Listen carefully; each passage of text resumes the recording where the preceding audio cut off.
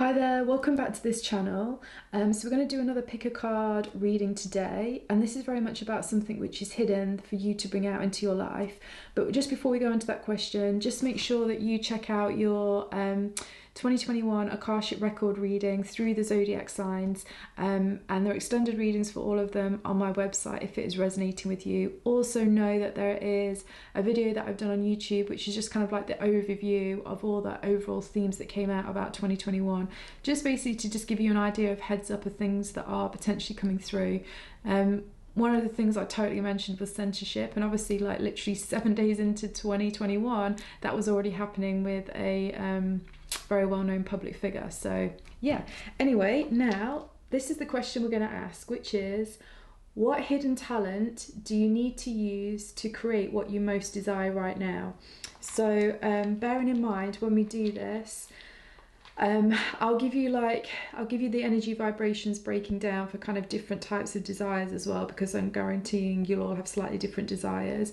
Also be mindful that what you desire consciously might not actually be what you're desiring subconsciously or unconsciously, but obviously we'll see what comes out, but just stay open to it all. We have 3 piles, so just feel into which pile is for you. This is message number 1, this crystal. This is message number 2, this crystal. And this is message number 3, this crystal. Cool, so we'll go straight on to pile number 1. So hi there, this is for everybody that chose message number 1, for what hidden talent you need to use to create what it is you most desire right now. So we'll go into your stone first of all. Let's just see.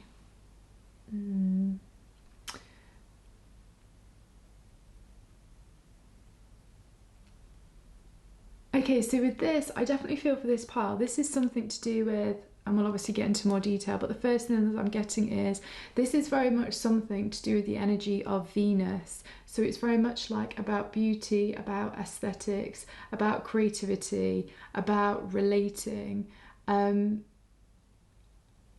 whatever this hidden talent is, it's something which involves this type of energy. It's kind of very Venusian, and it's very kind of,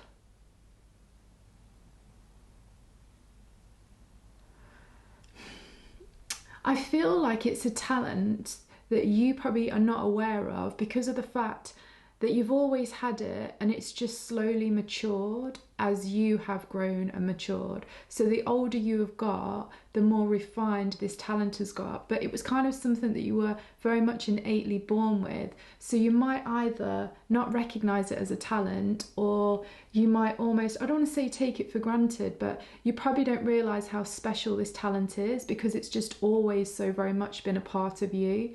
And I'm also getting for some of you as well, it's very much a talent that involves a certain characteristic that you have, and it's a characteristic and a talent that many people see in you. I think it's something that a lot of people will intuitively or unconsciously recognize in you without them really also really maybe bringing it up to do with you, or again they will kind of like innately just think it's so much a part of you. They haven't they haven't just put the word talent to it because it's something that's so almost like authentic to you are the words that I'm getting. It's something that's really, really authentic to you. And one of the things instantly that I can get from this is that one of the reasons why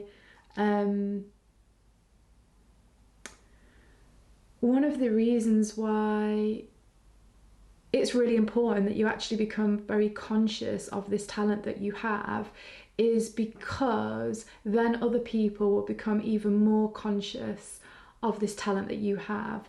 And then in some way, it's either, depending on what it is you're most desiring, if it's like a relationship, it's going to either attract that person to you because they because it's almost like you let this talent shine, and you let this talent and this ability be so visible, because it's actually become so visible to you, that therefore you actually attract in a relationship that is either incredibly appreciative of you, incredibly respectful of you, incredibly kind of like adoring of you in some way. And also if it's something to do with, let's say, a creative project, or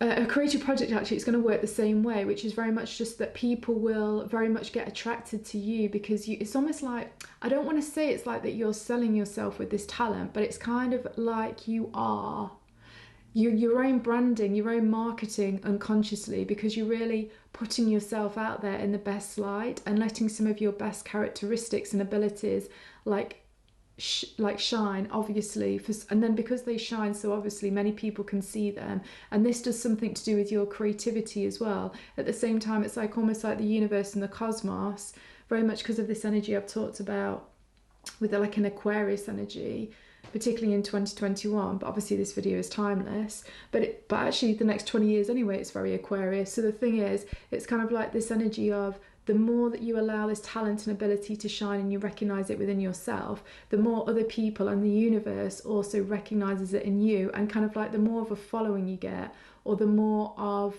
creative inspiration you get from the universe, the more ideas that you get, and again the more people then that get drawn to you to help you create those ideas and put them into physical reality in some kind of way. So it's a very kind of like magnetic type of talent as well that you have. It's really, really magnetic, but for some reason, and sorry if this is to do with a job, life purpose, career, again it's that kind of thing about the more that you are outwardly expressive or outwardly show this talent that you have, the more you can basically get recognized for it. And it's that recognition in whatever way that it is that's relevant to you that will help you further create whatever it is that you desire right now. But it's kind of like, without you actually recognizing this talent within you, it can't really be recognized outside of you. And there's something about what it is that you're desiring right now, that the next stage, whether it is relationship, life purpose, job, money, whatever, the next stage of whatever this desire is, it's really only going to be further coming to you when you are the words I'm getting is like basking in your glory. So it's kind of like, it's about this massive kind of appreciation for self and gratitude for yourself and what's already available. Because I'm getting this very much kind of like, it's like the Leo vibration type of energy. So it's like the sun in somebody's birth chart. It's like you've just got to let everything really shine out. But anyway, now let's get into more specifically what this hidden talent is. So specifically, what is this hidden talent?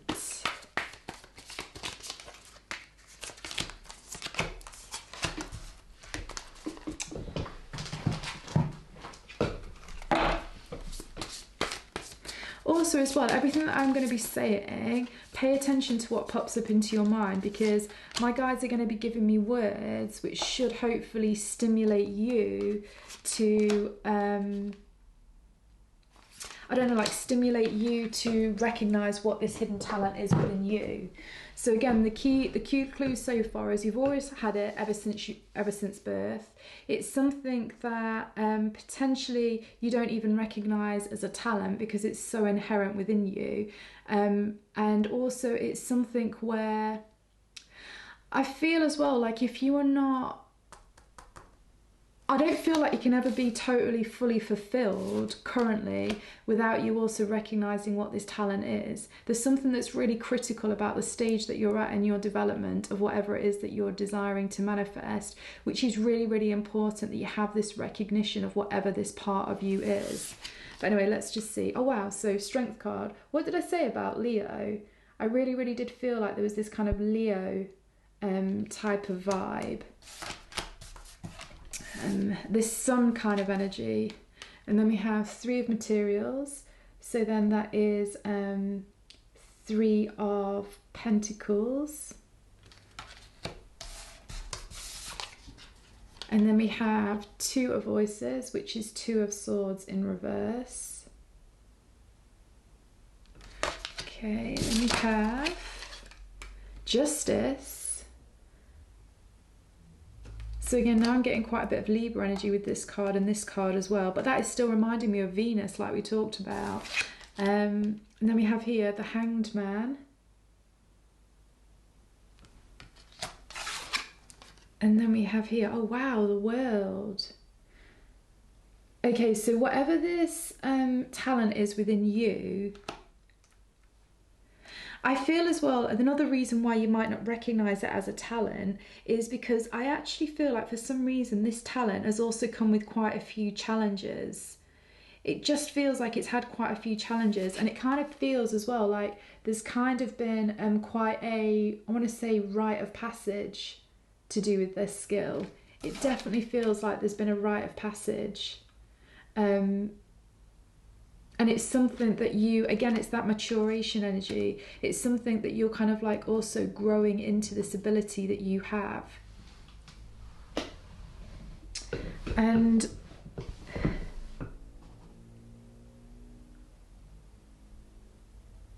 I think as well, you've experienced something where with whatever this hidden talent is within you, in some ways it has, again, it's kind of brought you a lot of gifts, but yeah, it's brought you a lot of challenges. And I'm getting that with both of these two cards, because they both have this kind of like, I'm just seeing this vision as well of these scales. And it kind of feels that you, yeah, it kind of feels like you've been challenged a lot on this, but that's another reason why it's important now that you fully see whatever this is, whatever this talent is, as an actual talent, as an actual gift from the universe, because without you recognizing this talent, like I say, it's not just that it's difficult for you to be recognized, but I'm actually hearing as well, it's just difficult for you to fully be able to move into the next chapter of your life in whatever way that is. And it almost feels like this kind of hero's journey type of energy. So I'm also hearing with this part, like this hidden talent, it's not only a talent, it's a skill. It's an actual skill set. So for some examples, it would be like,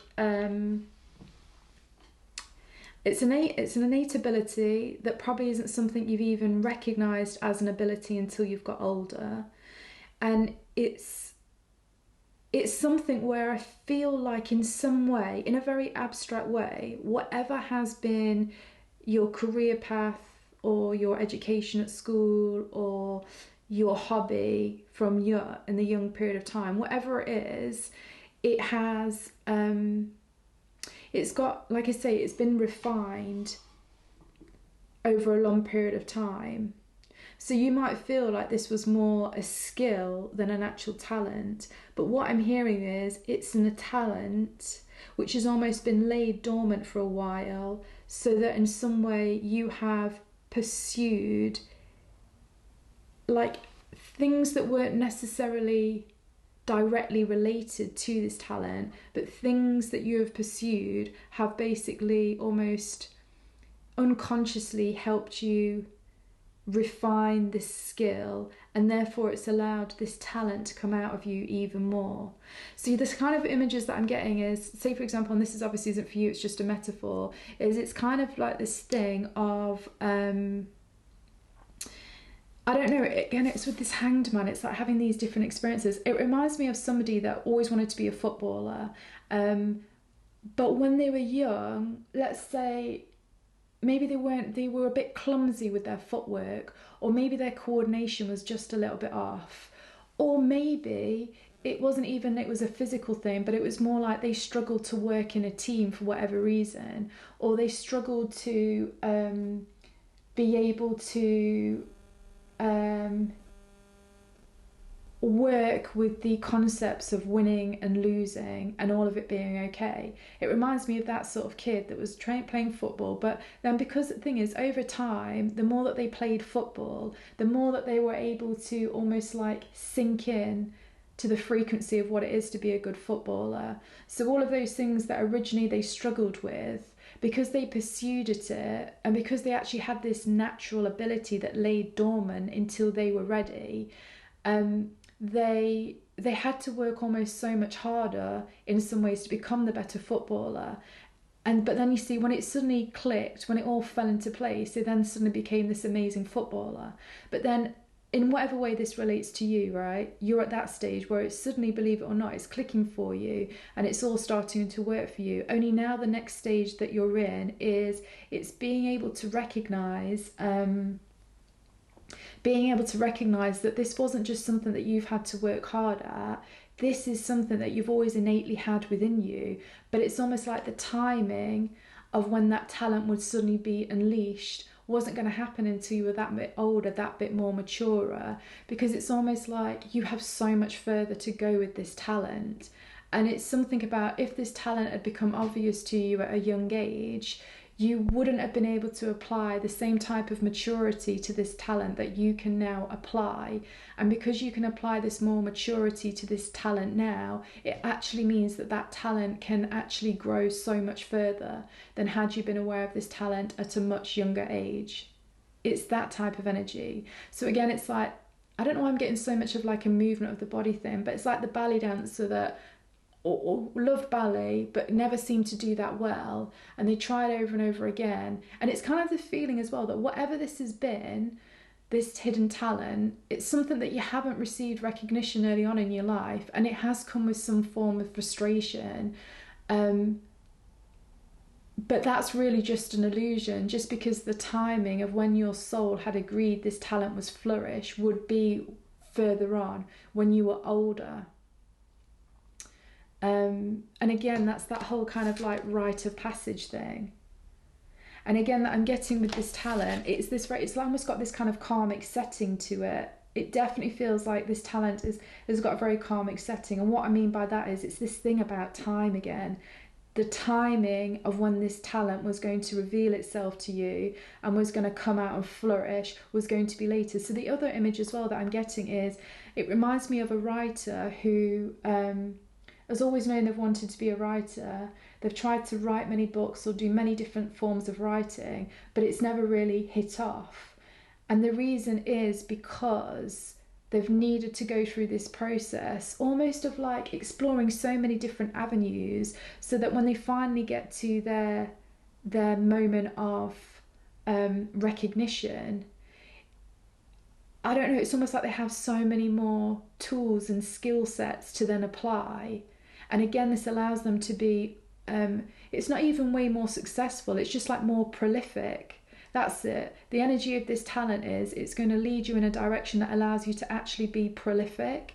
And again, it's almost like this concept, and now my guides are saying about, say, Think and Grow Rich, and just a lot of super wealthy people, unless it's come through family, if it's generally been something they've created themselves, it's usually taken them a lot older, usually to around about the age of 40, to really create that kind of success through their talent or whatever they've gone after.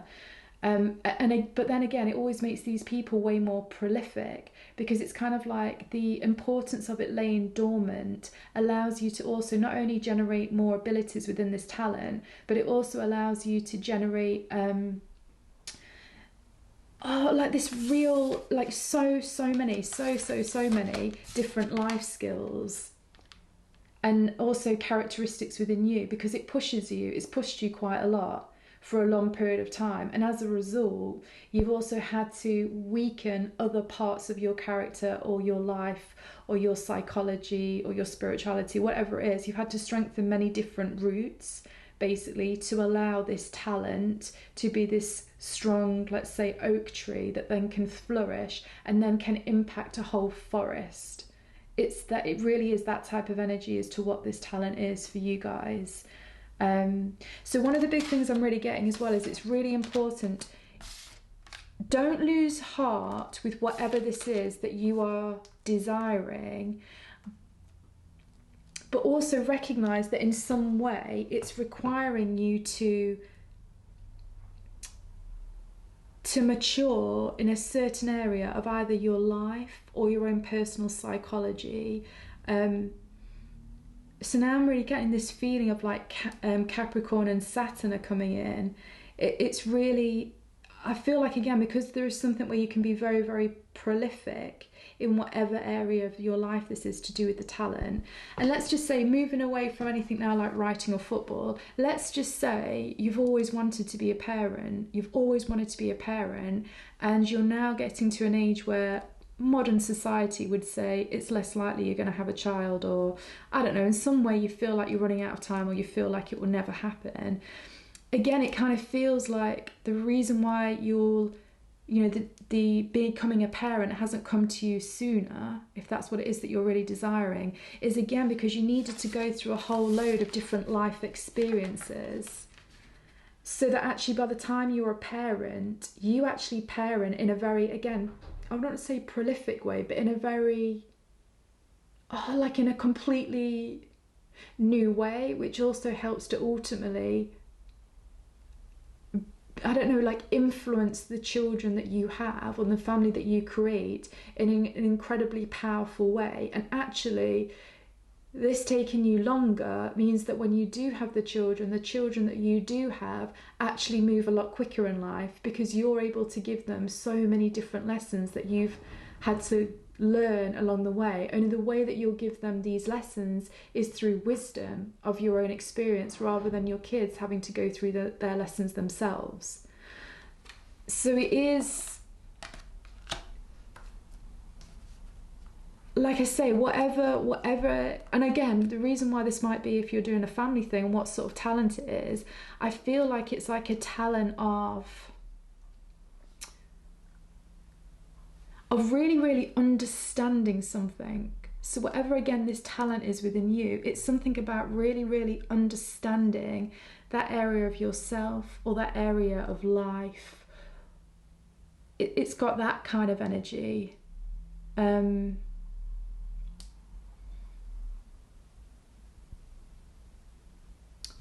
again, I do really feel like whatever this talent is, it's something that's almost very, it's two things. It's either come down an ancestral line, but actually, funny enough, I feel for you, if this is a talent that's come down your ancestral line, I feel like it's a talent that has actually been the opposite. So it's actually been a really weak spot in your ancestral line, only you've now come through with it as a talent. And again, this is why it's taken longer to show itself, because there haven't really been any building blocks that have gone before you, or nobody in your ancestral line has created this path before you. So even though this comes through as a real strength within you, you don't have a map, you don't have any coordinates about how to work with it, and therefore it also takes that little bit longer. It's that type of energy. And then for the other parts of you, if it's not ancestral, it very much feels like a past life. But again, this is really interesting. It feels like, and I think this is why I'm really getting this with the Two of Swords upside down and also the Hangman. It very much kind of feels that that this is a past life where, again, you've had, it's this talent that you have in this lifetime was actually a weakness in a previous lifetime. So again, it's like you don't really have the roadmap for it as a talent, and it's taken longer to develop. But then also, sorry, my guide's just saying one other thing. Sorry, I just lost it. Just give me 1 second.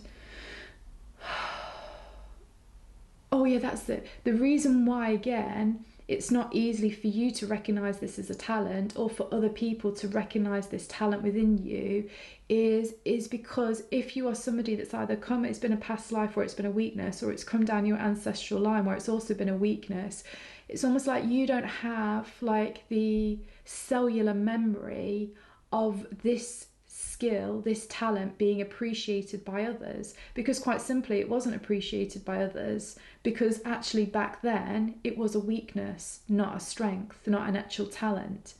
And again, so you've got to be mindful about whatever this is, don't fall for kind of like, the word that I'm hearing is like a mirage, that actually it's actually a weakness, or actually it will never amount to anything, because that will be to fall into the illusion of the past in your ancestral line or in your past life, whatever it is.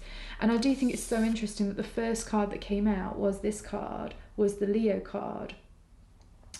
So again, for me, that's just really, really saying that this is an inherent part within you. It's an inherent part within you. But it also feels like there's a lot of courage involved with this. And again, that would make sense with this kind of like hero's journey type of energy that I kind of really can feel coming out with this.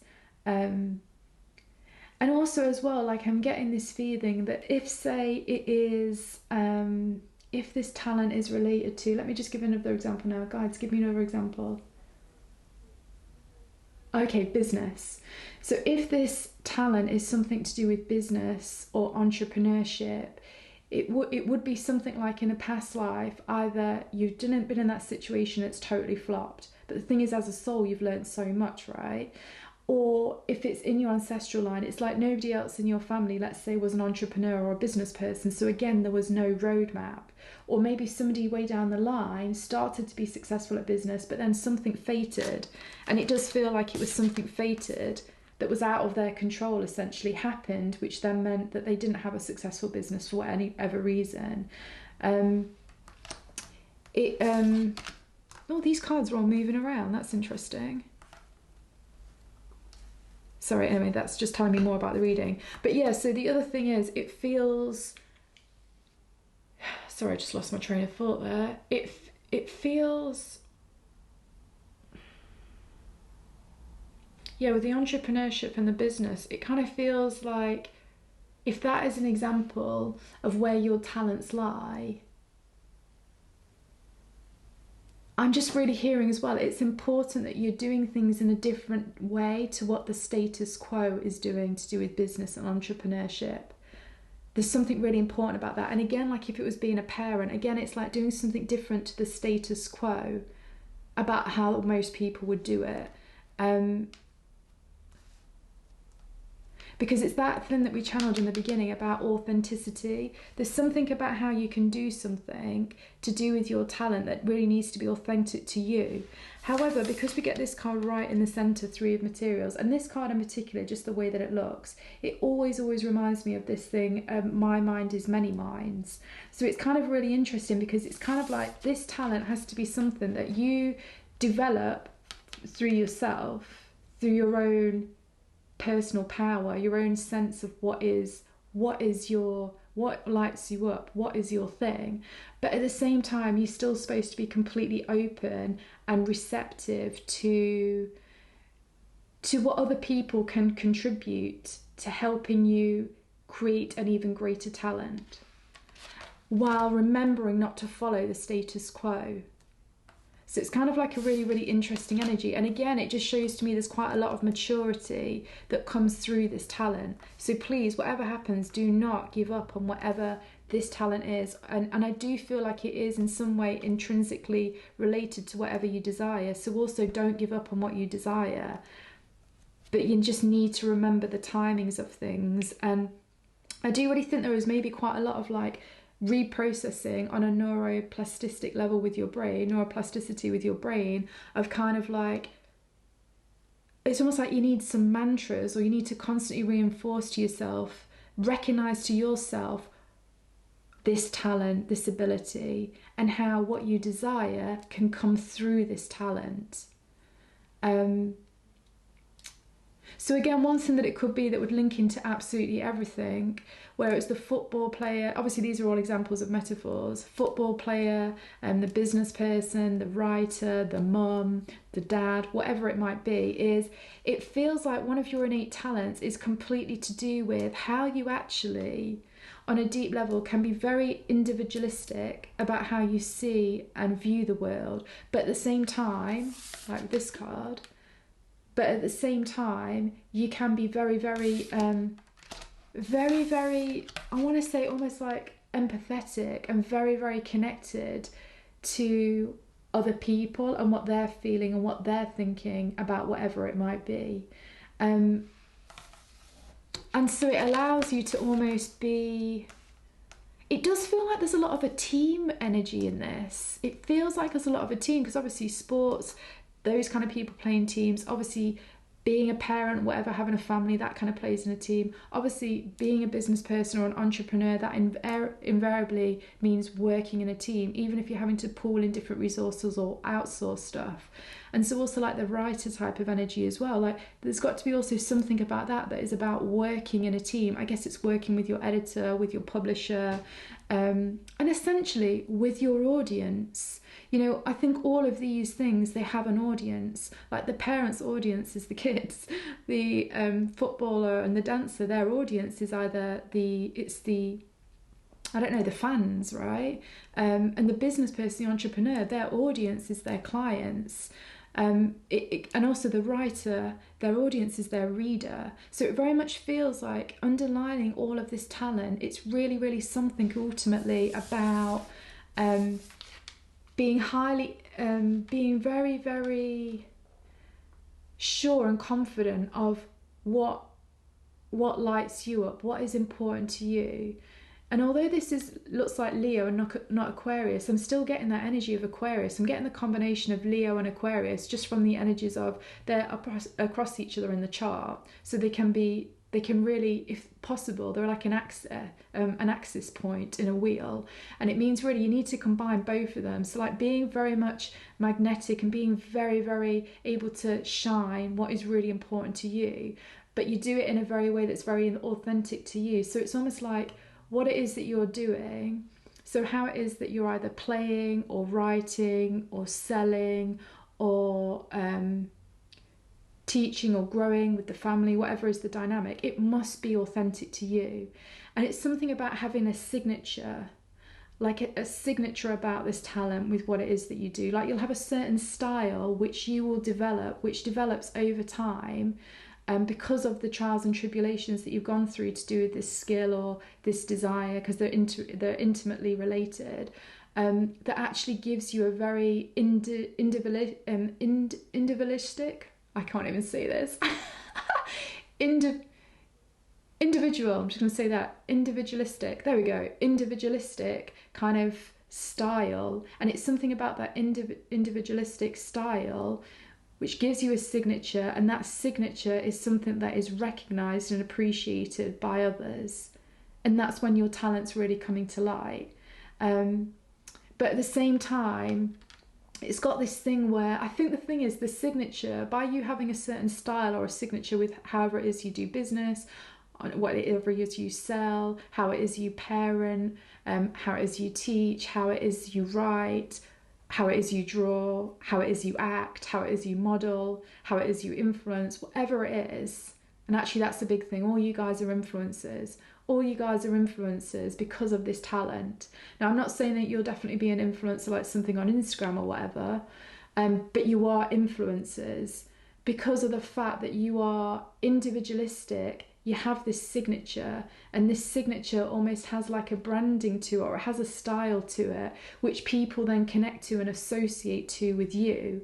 And this builds into more of a recognition, and people will in some way either be inspired by this talent, or they'll actually want to almost copy this talent. Like maybe they'll want to copy certain things that you do, and it's actually a real flattery thing in this scenario. It's got that real kind of energy.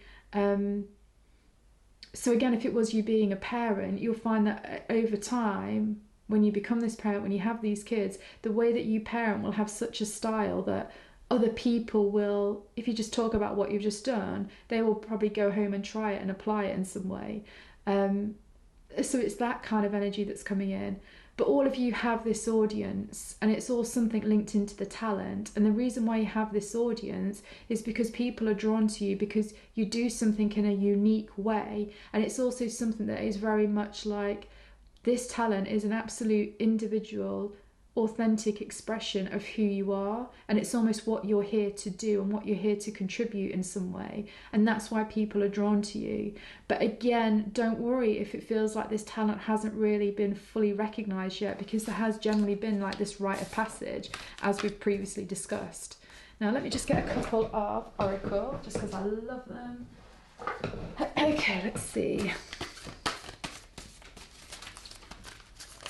So I'd really be interested to know what your talents are, guys. If you, don't know, just write them in the comments, because obviously, because there's so many of you, and I do again feel like you guys are unique, right? You've got this unique energy. I can't say to you the talent is but what I can do is tell you all the things to do with the talent, so hopefully it becomes really clear in your mind what it is.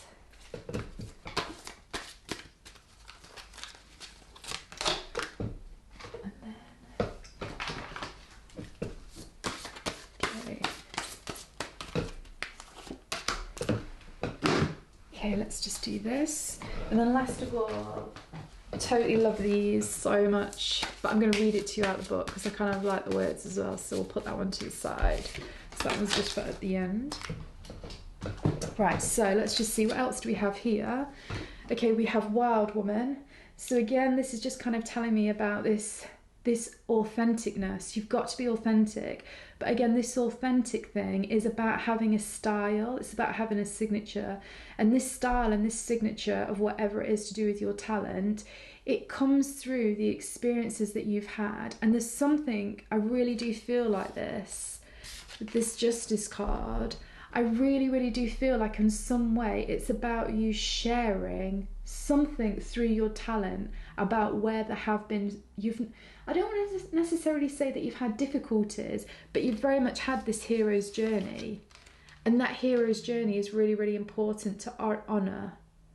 And it's something about how it will gain massive respect, appreciation, adoration from whoever is your audience to do with this talent. By you really, really sharing some of these almost kind of, I feel like, vulnerable moments along your journey of becoming what you are becoming due to this talent.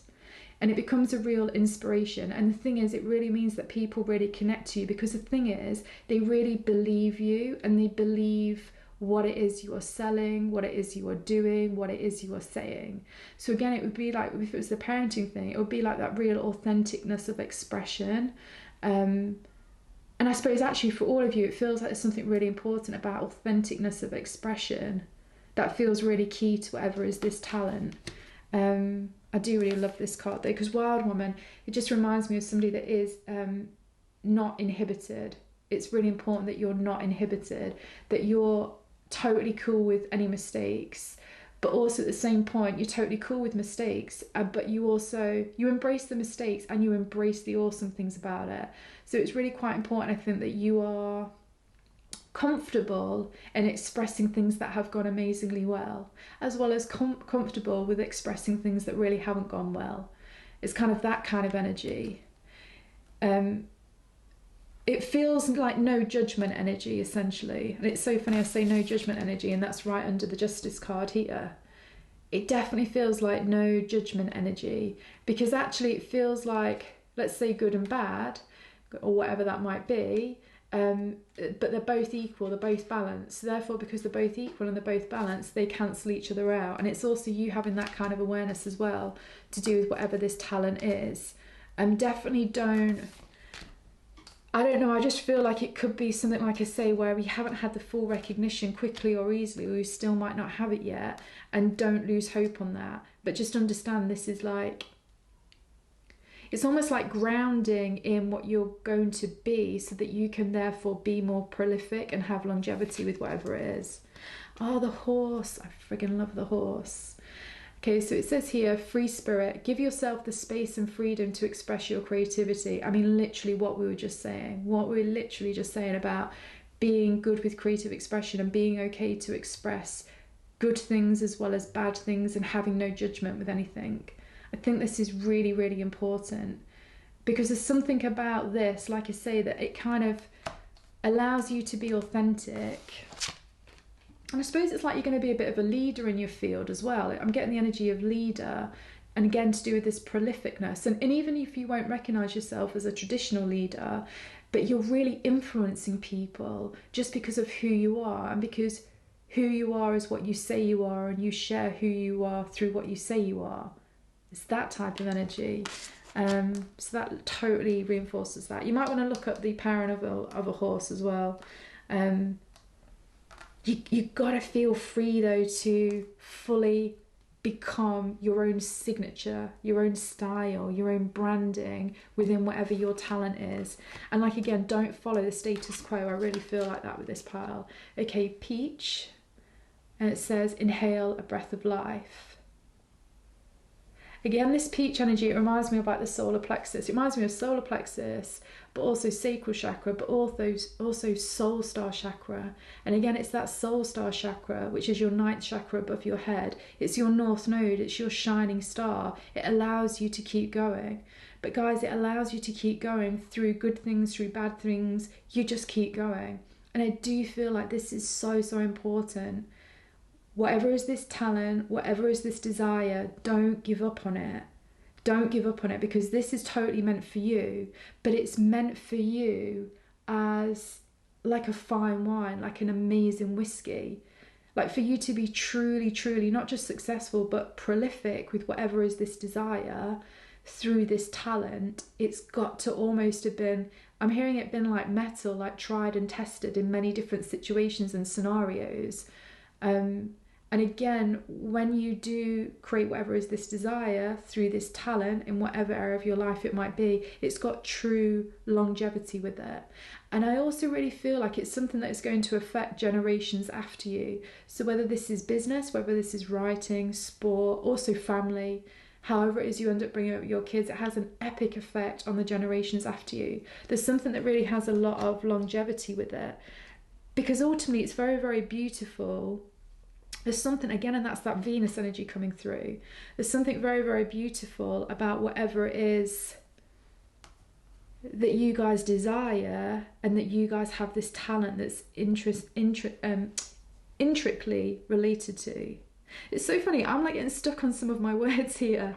And if I can just say this, my guides are saying, say it's relevant. It's kind of like, say like with me, I'm dyslexic, but I know that part of my dyslexia actually allows me to be really psychic in this way. And so, you know, that's that sort of like unusualness about whatever this talent is that you've had. And it's almost like we were saying before, like where there's been challenges in the past, or where, you know, you've experienced the opposite in a lifetime or in your ancestral lineage, it's actually, I don't know, it's all part of the process and what makes this talent so powerful and strong. And again, obviously me mixing up with my words, it reminds me about this creative expression. Guys, don't fear like really expressing who it is that you are through this talent, through the signature of how you do something. It's just so important, so, so important. It's this energy, it really is the horse, the free spirit. Like no inhibitions anymore to do with this talent that's linked into this desire. It's really, really important. Okay, then we have, oh wow, karma. Okay, so obviously what did I say? We've already totally talked about karma with the justice card, obviously with the two of voices reversed. So I think just to say again, actually what you could do, guys, I'm actually getting a shamanic journeying that's just coming in. What you guys could do in meditation, obviously you can get a shaman to do it for you, and I will at some point do guided meditations free on YouTube for all this sort of stuff when I get my creative expression going and don't feel inhibited. But anyway, what you can do is you just need to call back soul fragmentations. And what soul fragmentations are is the parts of your soul that have got stuck either in this life or other lifetimes, or even in the ancestral lineage that you're in, to do with when you've actually had let's say a negative or a non-positive experience to do with this talent, and also to do with whatever it is that you're desiring. I feel those two things are intricately linked, obviously. So what you would do with that is you just go into meditation, just breathe, you know, just do the breathing, breathe deeply, slowly, etc. Close your eyes or whatever you want to do. Then what you want to do is, I would actually visualize the gold star above your head, which is your soul star chakra. That's what my guides are telling me to do. So visualize the gold star above your head. It can be anything from a foot to, let's say, a meter above your head. Everybody's is different. When you see that gold star, what you want to do is you want to tell that gold star to call back any lost energy, that you have lost or you have protected yourself from a situation or a memory in this lifetime or previous lifetimes or in any of your ancestral karma, and ask it all to get called back to you. And then either visualize, sense, or see, or just know all of this energy starting to go into the star. And if you can see it, what will happen, I'm being shown by my guides, is this gold star above your head, it's going to start pulsing, and then it's going to rotate. And at the same time, you'll see lots of like different coloured energies coming back into that star. When that star stops pulsing and rotating and it stays still, or if you don't see anything, when you feel like it's all done, then imagine or visualise, I'm hearing like bright white light coming from that gold star all the way into the crown of your head, and then all the way down your spine and into your nerves, into every part of your body, until that white light starts to come out of the pores of your skin. When that white light comes out of the pores of your skin, just breathe it in and breathe it out. Breathe it in and breathe it out a few times until you feel completely rested. Now, what I'm hearing with this is, because obviously it's karma and it's been around for a while, you might need to do that meditation a couple of times a week for a few weeks. You'll feel what is right for you. But this will really, really help you in releasing this talent, in recognizing it within yourself, in others recognizing it within you, and then it being instrumental in creating whatever it is that you're desiring. I feel that really, really strongly. Cool. So now let's see what this card is. Oh, I love them. They're so gorgeous. So this card here says, Melody of Thought, Finding Your Passion. I'm going to read it from the book, but instantly, you know, when I say finding your passion, I think it's two things, or a couple of things for you guys. Finding your voice, finding your signature, like the unique part that is you, and building that into whatever is your talent to create whatever it is that you desire. But anyway, let's just read it from, also orange, feels like lots of orange here, that sacral energy, again, that passion, that creativity. Sorry about that, somebody was just knocking at my door. And they were being persistent. Again, guys, you just be persistent with this. Be persistent with whatever this is, because it is for you. It is meant for you. But it's also not meant to be like, it's going to come, I don't know, like epically with a big success, or with a lot of happiness, or with a lot of money, or with a lot of, I don't know, love, or whatever it is. It comes in a big load. So, you know, it's just supposed to take time for you to get there, so that you're mature enough to be able to hold that amount of either wealth, health, happiness, love, etc., without rejecting it in some way or pushing it away. But anyway, sorry, let me just find this. Okay, so it says here, Melody of Thought, Finding Your Passion. I'm going to hold this up for you guys. Okay, so it says, loud negative thoughts often guide us more than the quiet positive ones. Which do you listen to?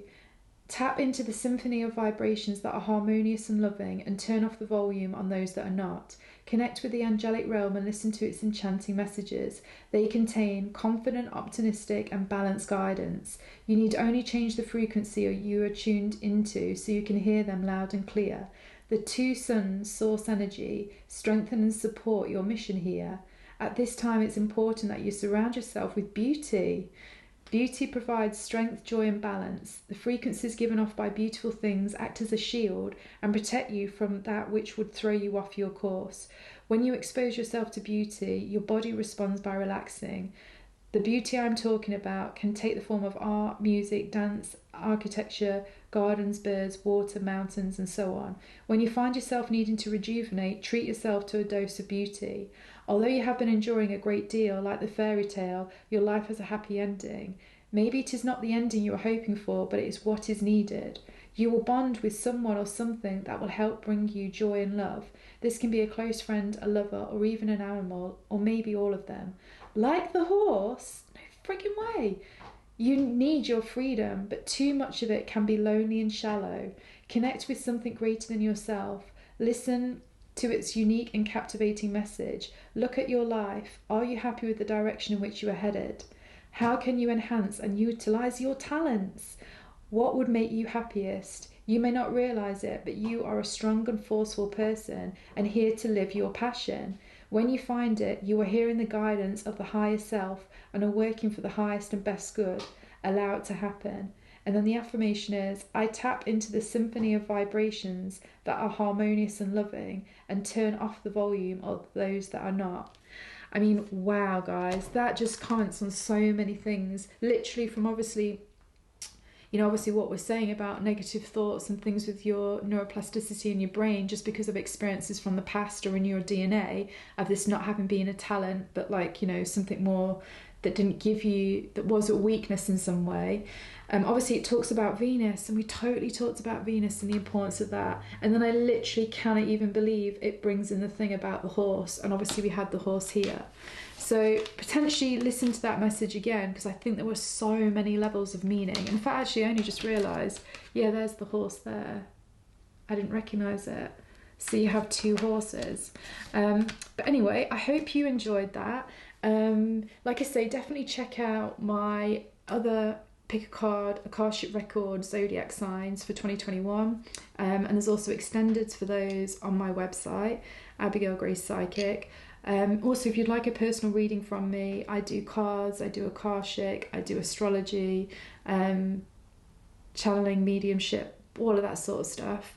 So you can buy that from my website again. And then also, obviously, check out the other Akashic Record that was just the collection of everything that came out about 2021, because you might find that useful. And then also, obviously, if we're not in 2021, ignore all of that, depending on when you listen to this reading, because this reading in itself is totally timeless. And then also, to do with social medias, I will always be Abigail Grace Psychic. That's how you'll find me. I'm on Instagram and Facebook, but there's other social medias coming out that I'm joining, because I feel like they're more of the future. And is there anything else? Oh yeah, my other YouTube channel, See It Like a Psychic. You might find that useful, particularly to do with the Leo energy.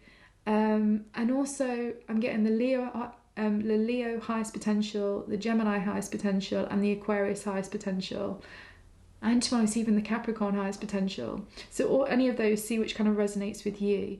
But other than that, definitely try out that kind of guided meditation or that shamanic journey if you can. If not, just go on YouTube and find a guided meditation for calling back lost parts, or for calling back soul fragmentation, or for calling back lost energy. It will be something like that. And obviously just trust whatever you get called to, because it will be the perfect thing if you have the right intention, which you guys totally do.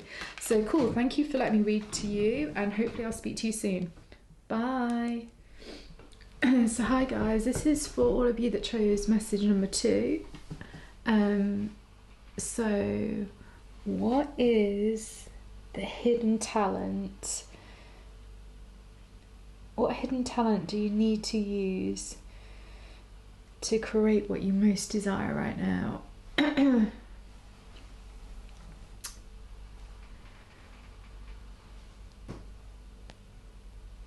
Okay,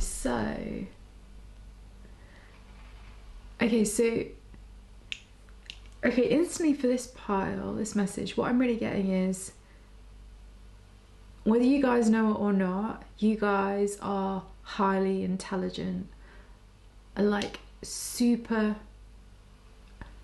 cerebral in some way. And it's kind of like the image that I'm seeing is, I'm actually seeing like Einstein's brain with his like left and right hemisphere, and then this massive corpus callosum in the middle that joins basically both the left and the right hemispheres together. I really feel like it's like you guys have that, like, I'm going to say it metaphorically because obviously I can't say to you what's inside your head. I'm not sure how YouTube would feel about me saying that.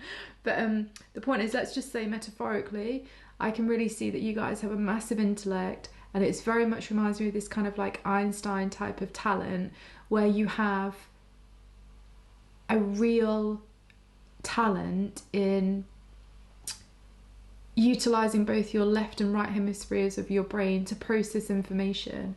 And it kind of makes me feel like you guys, whether you know it or not, and this is really interesting, right? Because I'm not saying that all of you have got this talent with science or mathematics or anything like that, because I'm seeing that half of you do. I really feel like this pile is split into two halves. Like half of you have like a real ability with science, technology, computer science, that kind of thing. And it's because of this really incredible networking system between the left and right hemispheres of your brain. And then the other pile of you, I'm seeing that you are very much, you are like, I don't know, it's kind of like, I don't know, you're creative, like you are, no, because I also feel like the scientists are creators. Just give me another minute, just give me a second. Okay, it's like I feel like you have this really developed left and right hemispheres of your brain, but you don't apply it through things that are linear in the same way that the other half of this pile does. You apply things in this really intelligent way, in a way that things are abstract. So you might be the people that are really highly intuitive, insanely creative, I don't know, it's like incredibly feeling based in some type of way. So like I feel like this first part here that we talked about with like you know, this very kind of like the scientific, the linear type of process, it feels like you guys, you see patterns in places that other people don't see patterns, but it's the patterns that are essentially, they form this kind of like linear kind of, but at a super high end, but like a linear kind of processing of stuff. So for example, ultimately the way that your mind works, it basically can create systems, it can create protocols, it can like create equations out of the abstract. So you guys can make the abstract and make it logical and simple, whereas this other pile here, I feel like you guys, within things that are almost like logical and simple, you see incredible complexity. And it's because there's almost like this hyper, I don't know, it's like this like a hyper creative, imaginative type of brain. And then also for some of you, I always find like whenever I get subcategories in a message, there's always a third pile or the third subcategory. And the third subcategory is you guys that are kind of got this combination of both of those two type of energies that I've just described. But either way, it just kind of means that your brain's functioning at a much higher level. And it's not just your brain I'm hearing it's also your nervous system. So I do feel like for some of you guys, you just always want to be mindful of either of anxiety, either mental anxiety or like body feeling anxiety, or obviously a bit of both. And it's just because I feel like you guys, your talent is very much to do with this like wait, let me just say these words and we'll get to the actual word. It's like hypersensitivity to stimulus. It's like hyper awareness with an experience, and it's sort of, I don't know, it's just, it's innovation. Essentially it's innovation, if I had to just do one word. And it's interesting because pile number one, it was more like a story about their talent and a story about how their talent is, whereas with you guys are just really kind of, you know what, it's innovation. You guys, your talent is ultimately innovation, but it plays itself out in different types of ways, and that really is just like bam. I do also want to say for the people that chose this message as well, like I would check out where either Aquarius or Uranus or what's going off in your 11th and 10th house. I'd have a look at stuff like that. So see what's happening to your planet Uranus, what aspects you have, see what aspects you have to do with the sign Aquarius, and see what aspects you have in your 10th and 11th house. I just feel like there could be something significant and useful for you guys to do that, because you just feel, and also if you're a guy, check to see if you have Mars in Aquarius, and if you're a female, check to see if you have Venus in Aquarius, because there's this kind of like real maverick energy. And also you might also have Mercury in Aquarius in some way, or Mercury in the 11th house, because you guys have got this real, it's just, you're innovators, you're absolutely innovators. But anyway, let's get more information so you can work with this. Okay, let's see what's going on. Oh, wow, I'm getting a very different spread to what I've ever been shown before. That's cool, I like it. Already, this is your energy, guys. Like, you are, you're rule breakers or you're rule makers, or you're both together. But the point is, it's you that creates these structures going forward. And if whatever it is that you're desiring, you've definitely got to create the rules to how you get this desire, to create the rules to what is this desire. That's just really, really important. Or break the rules and how you would go about getting that desire. So again, don't follow to do with what is the usual process to how you would create whatever is your desire. It's about you guys in some way disregarding that, because this won't work for you guys, is what I can feel. It will not work for you guys, because essentially you have a very, very different energy field. It is like the energy field of more like a Tesla type of energy field. It's like an Einstein type of energy field. But it's kind of also like, and I'm just seeing the vision of this woman, and I can't think. She was like, she's passed away now. She was an artist, and she almost had like a monobrow, really dark hair, kind of Spanish looking, had a monobrow, and somebody, Salma Hayek, played her in a film. I really can't think who that artist is because I don't know, I'm just seeing a vision of her. It's like you're that sort of energy as well. There's something that is, it's out of box, or at least your talent, the hidden talent that either currently you're not aware of or you're currently not expressing. It's avant-garde. It's avant-garde. You know, it really is out of the box. Well, I'm excited about this, and my guys are showing me to pull a different card actually as well than the other pile, and actually to pull it and look at it before I even look at your tarot. I love this. This is just telling me everything you need to do to get what you desire is it's not even about being flexible. It's like you just got to go with the impulses of your kind of, it's getting into the flow state with your mind. I feel like as well, whatever this real talent is, or however this innovation works itself out in your life, it happens absolutely when you get in a flow state to do with your mind. It's like intuitive thinking.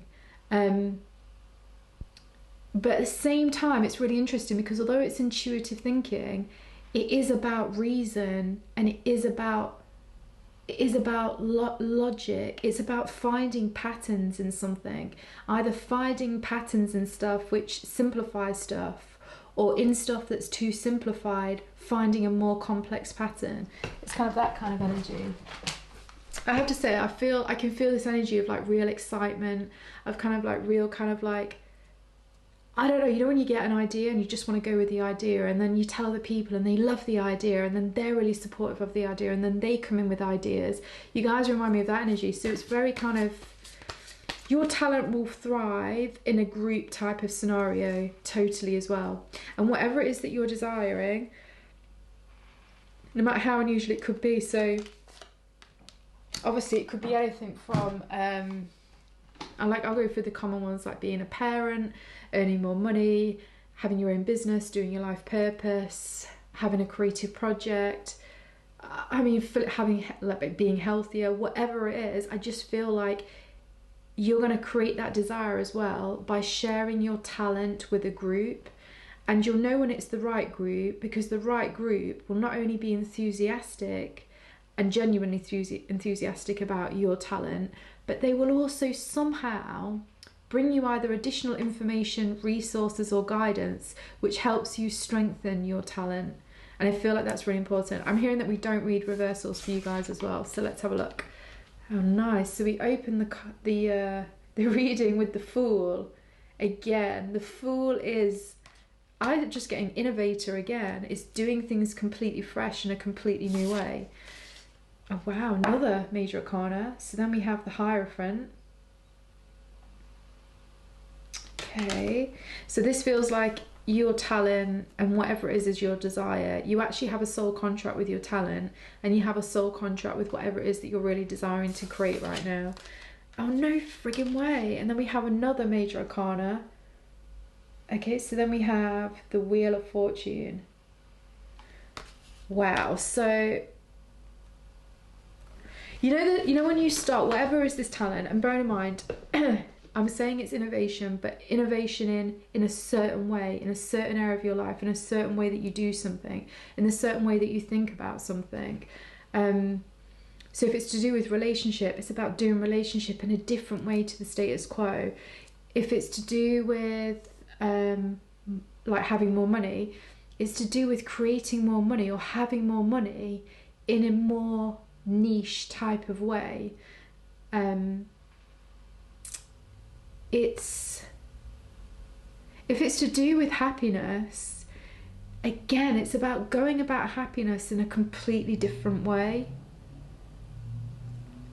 But I do feel like whatever this is, I felt like pile one was going to definitely create what it was that they desired, but they're on a different type of journey, right? Once again, I feel like you guys are definitely going to create what it is that you desire.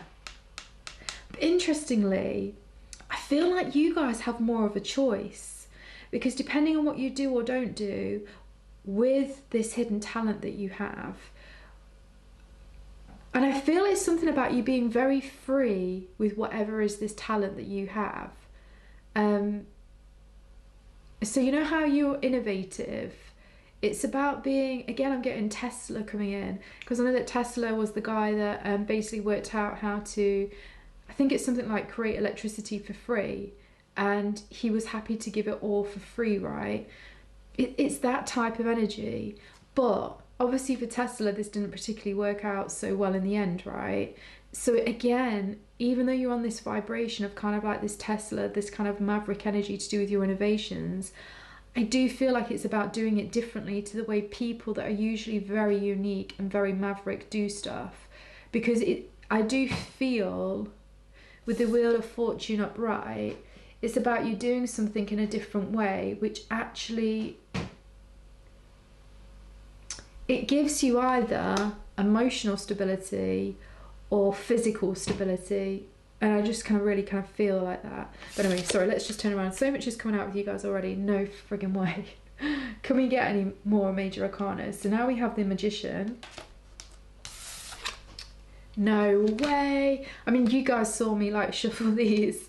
Whatever is your hidden talent and whatever it is you desire, this is pivotal for you right now whenever you listen to this reading, is what I do know. Because now we get the Tower. I love this one at the Tower. So beautiful. Now, if this is another major arcana, I'm just going to be like, what the... Basically. It's another major arcana. And now we have the High Priestess. Wow. So 1, 2, 3, 4, 5, 6 major arcana. You saw me shuffle them from 2 different decks. Okay. And under here we have skill.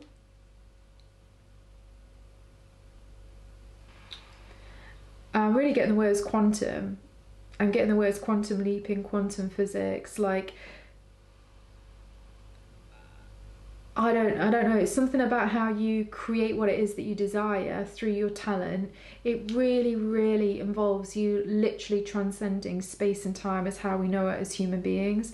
And I think it's really, really about understanding the true, true, true power of your mind. I think your mind, for you guys, it is so important. But anyway, let me just read what it says here. It says, expressing your highest nature through your work is sometimes easiest when work is not exactly as you wish it to be. There are hidden gifts within friction. Therein lies the secret way to a graceful life. You are not what you do. Your work is a higher mirror, providing a reflection from which to learn in your evolutionary process. Then work becomes a higher skill, and you begin to fine-tune not only your physical self but your spirit. A Zen garden expresses the essence of life and a highly perfected skill. Come to the inner truth that produces true skill. Wow. South as well. I'm just seeing this as like shamanic stuff, and this south is always the snake, the serpent. And you know, it feels like whatever is your hidden gift, to do with whatever it is that you're desiring to create, it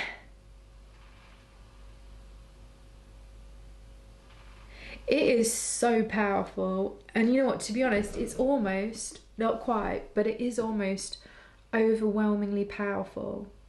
So first of all, I think you all have to give yourselves like show yourselves compassion, because whatever is this talent, it's so unique in the way that you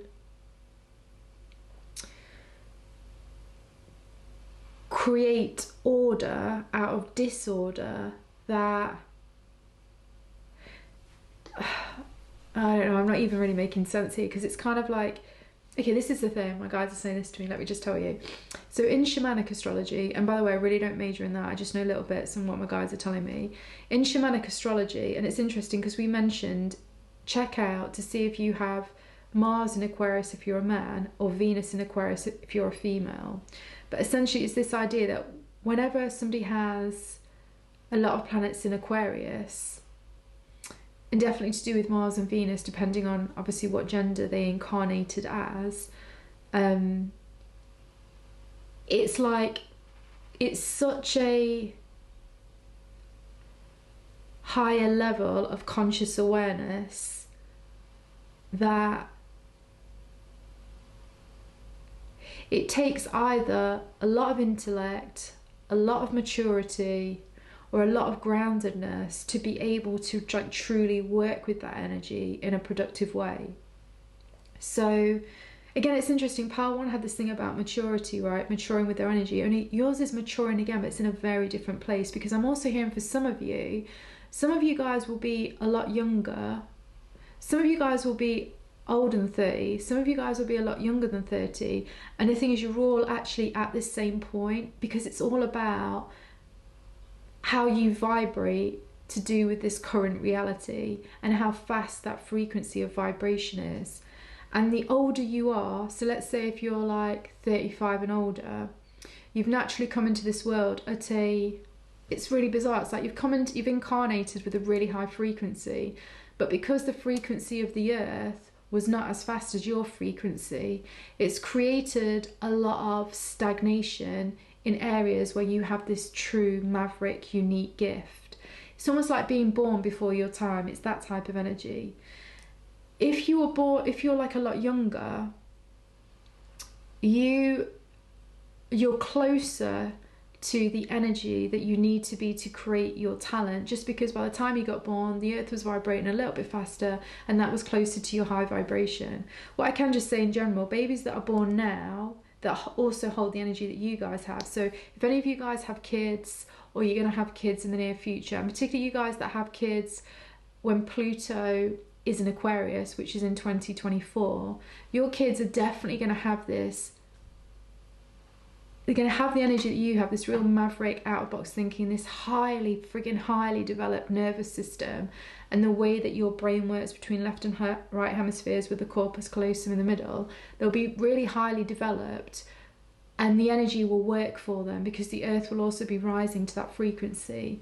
And so from now, when I've recorded this video anyway, we're going into this more Aquarius type of energy. So the point is, opportunities can start to come in for you now that can allow you to express this real genius, basically. Like, this is the other thing about your hidden talent. Not only is it about innovation, but it's about very much like, you are geniuses in a certain area of your life, but it's in a really specific, super specific area of your life that I don't know if all of you will actually be aware of just yet.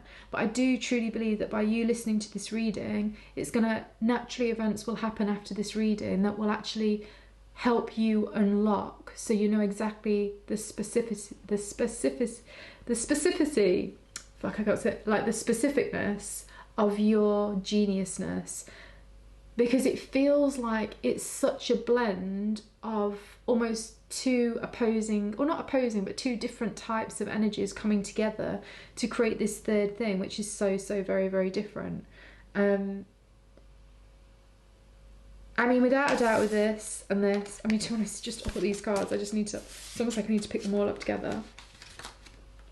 So with the Magician, the High Priestess and the Tower, I mean, I truly feel that you guys are, you've got to pay attention to those ideas that come out of nowhere. You've really got to pay attention to them. But you know what? You've also got to ground them into physical reality in some way, whether it's you sharing that with another person, writing it down, but more than just some form of communication of the idea, you've got to take some physical action to do with it, in whatever way that might be, because this energy is fast, it's potent, but it's like a lightning bolt, a bit like this with the lightning.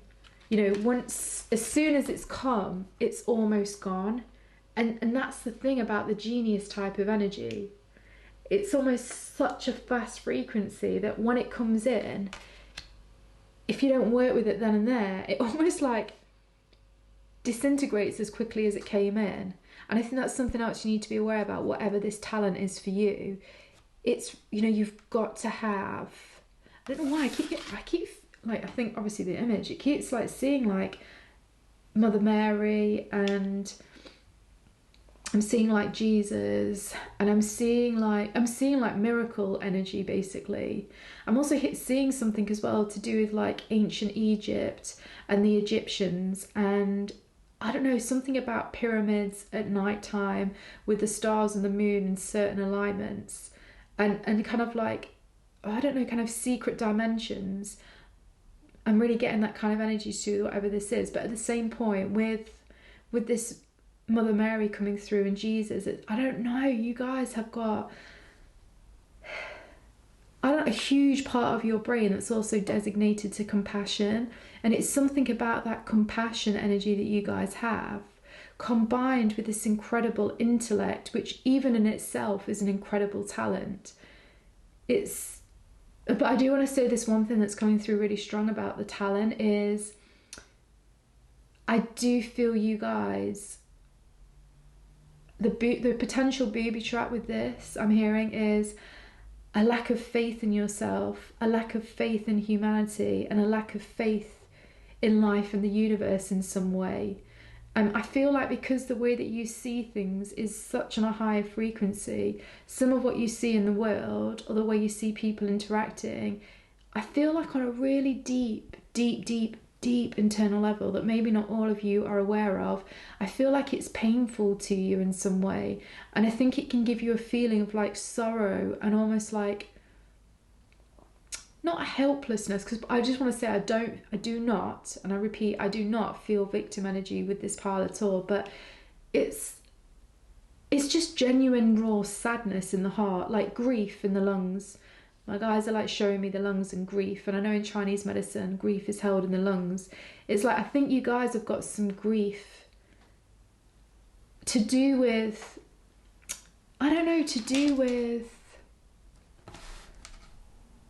I think not being accepted in some kind of way, or not being like truly acknowledged for this unique, incredible part of yourself.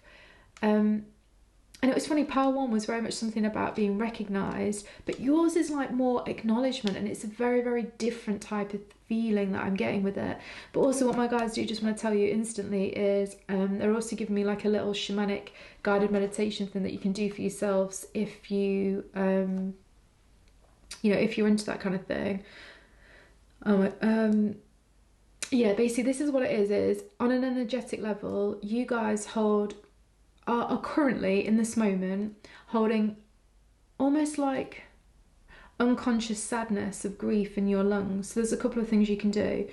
You can go to an acupuncture and ask them to work with that can work. I know we're on lockdown, it's difficult. But probably what the best thing that you could do is, on an energetic basis, you can get a moonstone. Moonstone will really help take grief out of the lungs. So you can have a moonstone and just kind of like tape it onto your chest at night. Like just put a tiny moonstone on your chest, and then just put a bit of, tape or whatever, so to keep it there, and have the intention that ask that moonstone to kind of draw, to nurturingly and lovingly and softly draw out that grief from your lungs. Also, salt baths will help to just clear your energy field to do with grief. And the other thing is as well, I feel like, wait, let me just feel into which chakra it's in. You know what, it's in your throat chakra. There's something in your throat chakra that's a little bit blocked, but it's blocked because of grief, because of sadness. It's kind of like the feeling of somebody having retreated into themselves because you know what, they had a moment, and I feel like for some of you this can be past lives, what I'm just about to talk about. For some of you I feel like it's happened in your childhood, and for some of you I don't think it's happened to you, but it's happened to an ancestor in your lineage, and that has then jumped into you and it's expressed itself in your DNA without you actually having an actual experience of this. But what I'm kind of really getting is, and what the High Priestess is really like saying to me is, You guys have had some kind of experience where you expressed your genius insight, and for whatever reason, it was either laughed at, it was shamed, it was shunned, something like that. And like I say, it could be childhood, it could be past life, or it could even be just another ancestor had the experience, and now you've kind of adopted and activated that DNA within you. But that experience of being mocked, shamed, laughed at, disregarded, rebuked in some way, when you've expressed this kind of genius part of yourself, it's actually shut it away, because it's a vulnerable, beautiful part. And also because you guys are full of natural compassion, it's kind of like you've gone into hermit mode and protection mode to do with whatever this unique ability and talent is, and to do with what it is that you're then desiring to create. So basically what my guys are saying that you do is, obviously the moonstone would work, the salt baths will help, but the really powerful thing will just be go into meditation, close your eyes, a few deep breaths, really relax yourself. And then what you need to do is either a couple of things. One, so it depends on how you guys work. One, ask your consciousness, your soul, your spirit guides, whatever, to show you the incident to do with when you were expressing a genius energy and it was rebuked in some way. See that situation. If you can see that situation, then what you want to do is, let me just hear from my guides. So you want to be supportive to that part of yourself. So come in as somebody that you really respect, or as yourself in a higher version of yourself, and support that wounded part of yourself by sticking up for that part of yourself. So whoever is basically being the naysayers or whatever, just basically really putting them in their place and really backing up and supporting this younger part of yourself, or this part of yourself in a past life. Because it's really interesting, you guys have got such, like I explained, a real group energy. Like, it's really important that you are in a group.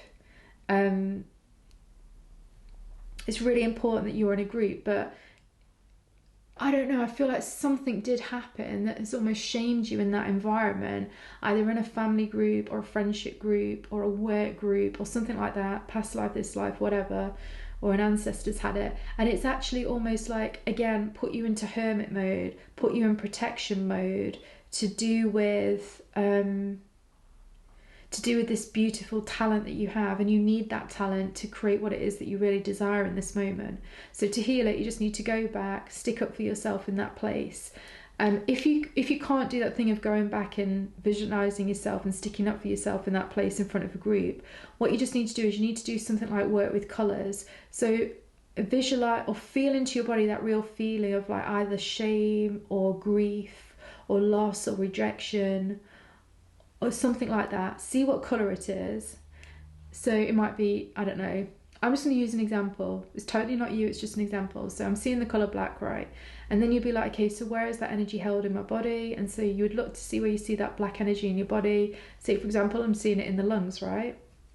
So then what you would want to do is you want to take some really deep breaths in and out and in and out, and you want to visualize that stuck dark energy, wherever it is, coming out of both of the soles of your feet and into the earth. And the earth, Pachamama, Lady Gaia, will take that energy from you and turn it into manure and allow it to create some other beauty in life somewhere, right? Now you continue breathing it out of your soles of your feet until you see white energy coming out of the soles of your feet.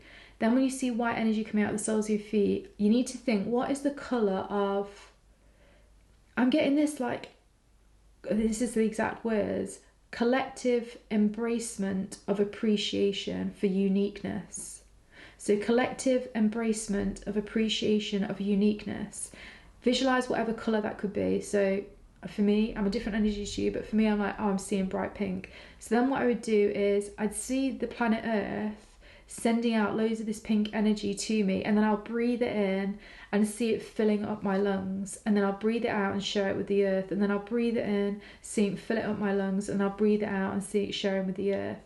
And then I'll do that enough times until I feel like it's done, basically. And then what I'm hearing is you would need to do that process again. I'm hearing 3 times a week for 6 weeks. You don't have to do it very long. It can be like a 3-minute process, you know what I mean? You could do it on the way to work. Well, obviously we're not on the way to work at the moment, but it could be whenever you listen to this video because it's timeless. But essentially just do it like that. And like I say, for 6 weeks, 3 times a week, really quick. You could be in the sun, you could be cooking, you could be in a bath, you could be in a shower, it really doesn't matter. And choose the unique colours that make sense to you. The whole process can literally take 3 minutes, it doesn't have to be long. And you'll find that after 6 weeks of doing that, it will really help to, I'm hearing, like, liberate your energy. And I'm really hearing that it's really going to give you a lot of confidence, because it's really important that you get back into this energy of the kind of like the magician, but at the same time the fool. And I have to say to you, I always think there's something really magical about this combination. The Fool, the Magician, and the Wheel of Fortune. I even have it as symbology as one of my tattoos, because to me it really is the expression of completely doing whatever it is you're here to do in this earth, in this world, in this dimension, in this reality right now. And it's something that will ultimately bring you so much happiness, success, love and joy, and wealth, right? It's getting into that state. But I will actually say, I do feel like you guys are going to have some kind of breakthrough over the next couple of weeks to the next couple of months to do with whatever this is.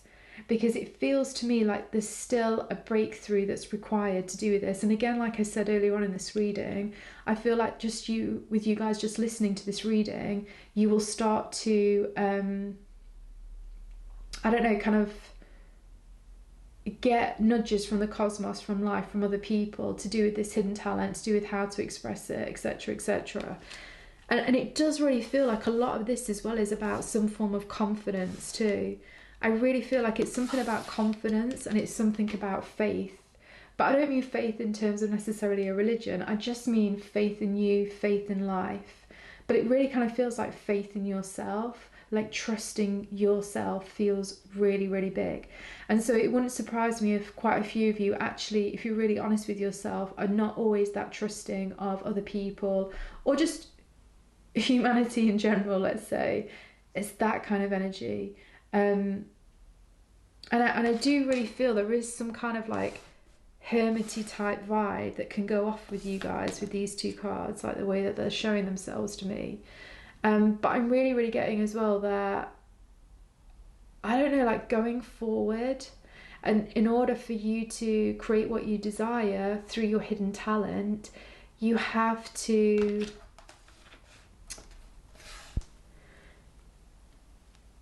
got to feel safe to be your unique, maverick, unusual self. It's really, really important.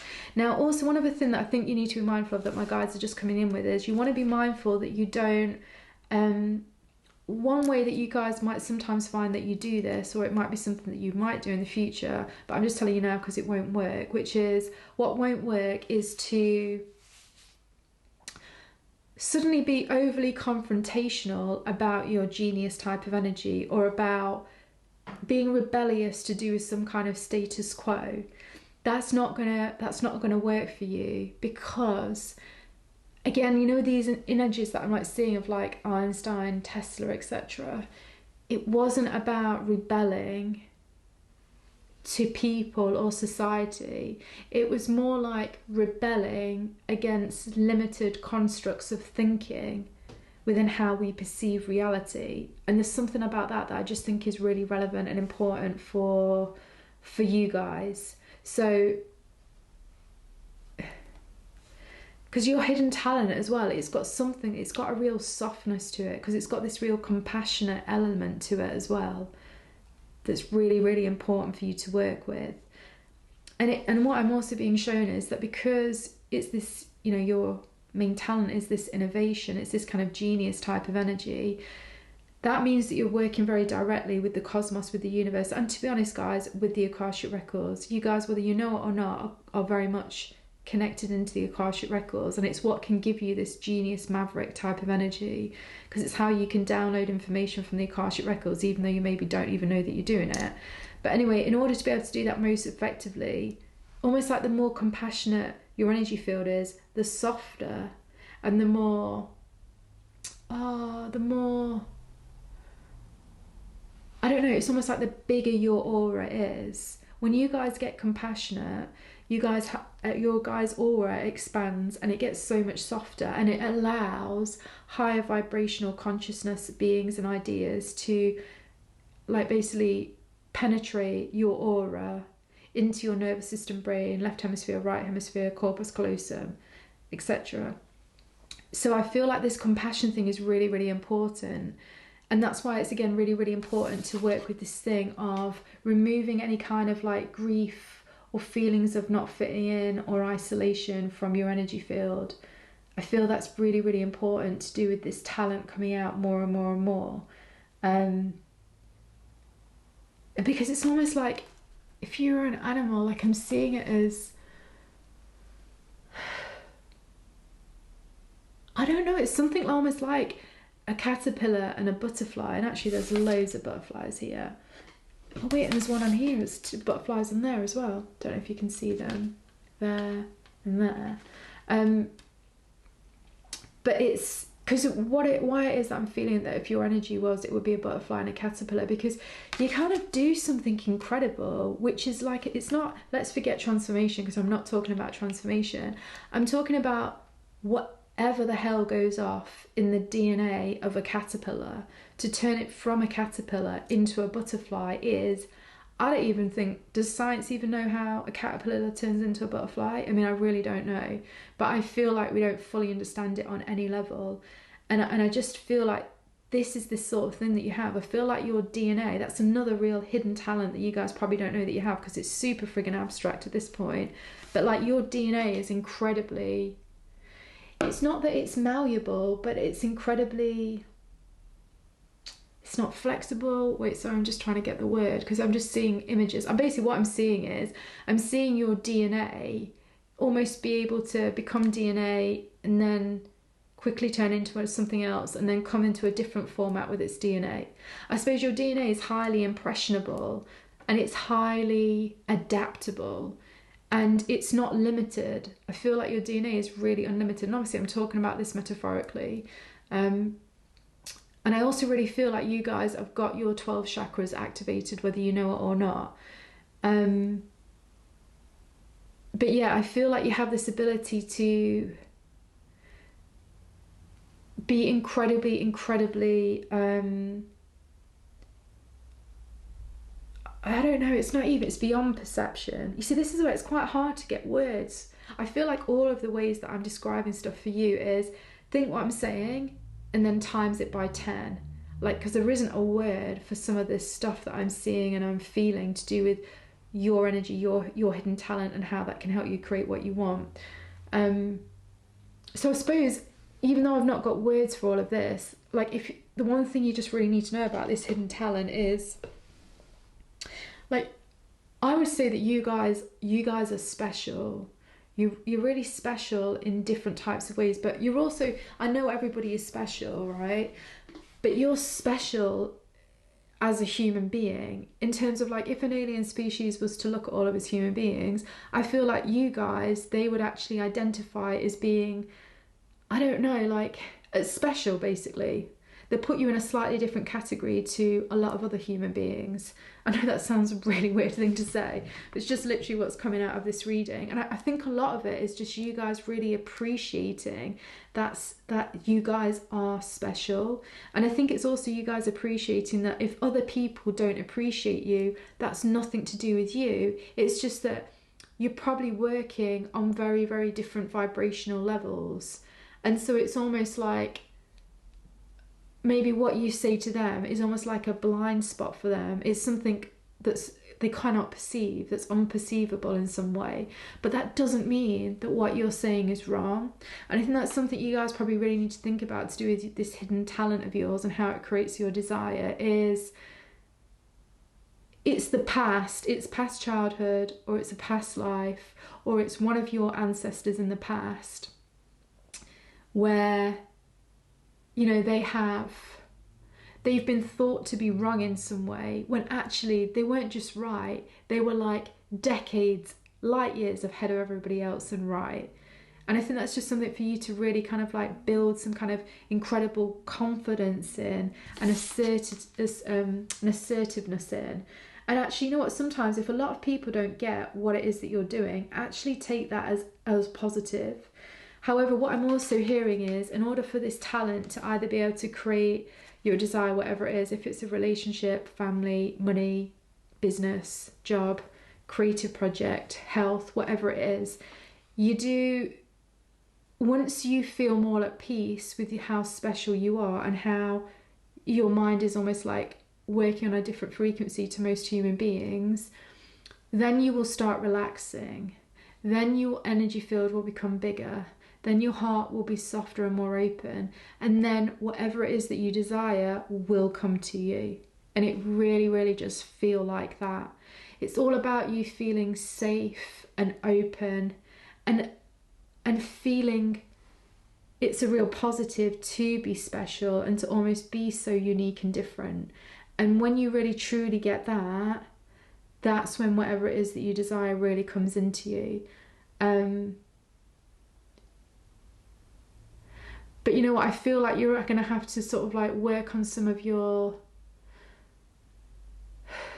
I actually think energy work will do it. I think some visualizations, I would say go on YouTube, find some guided meditations about maybe shamanic journeying, about like changing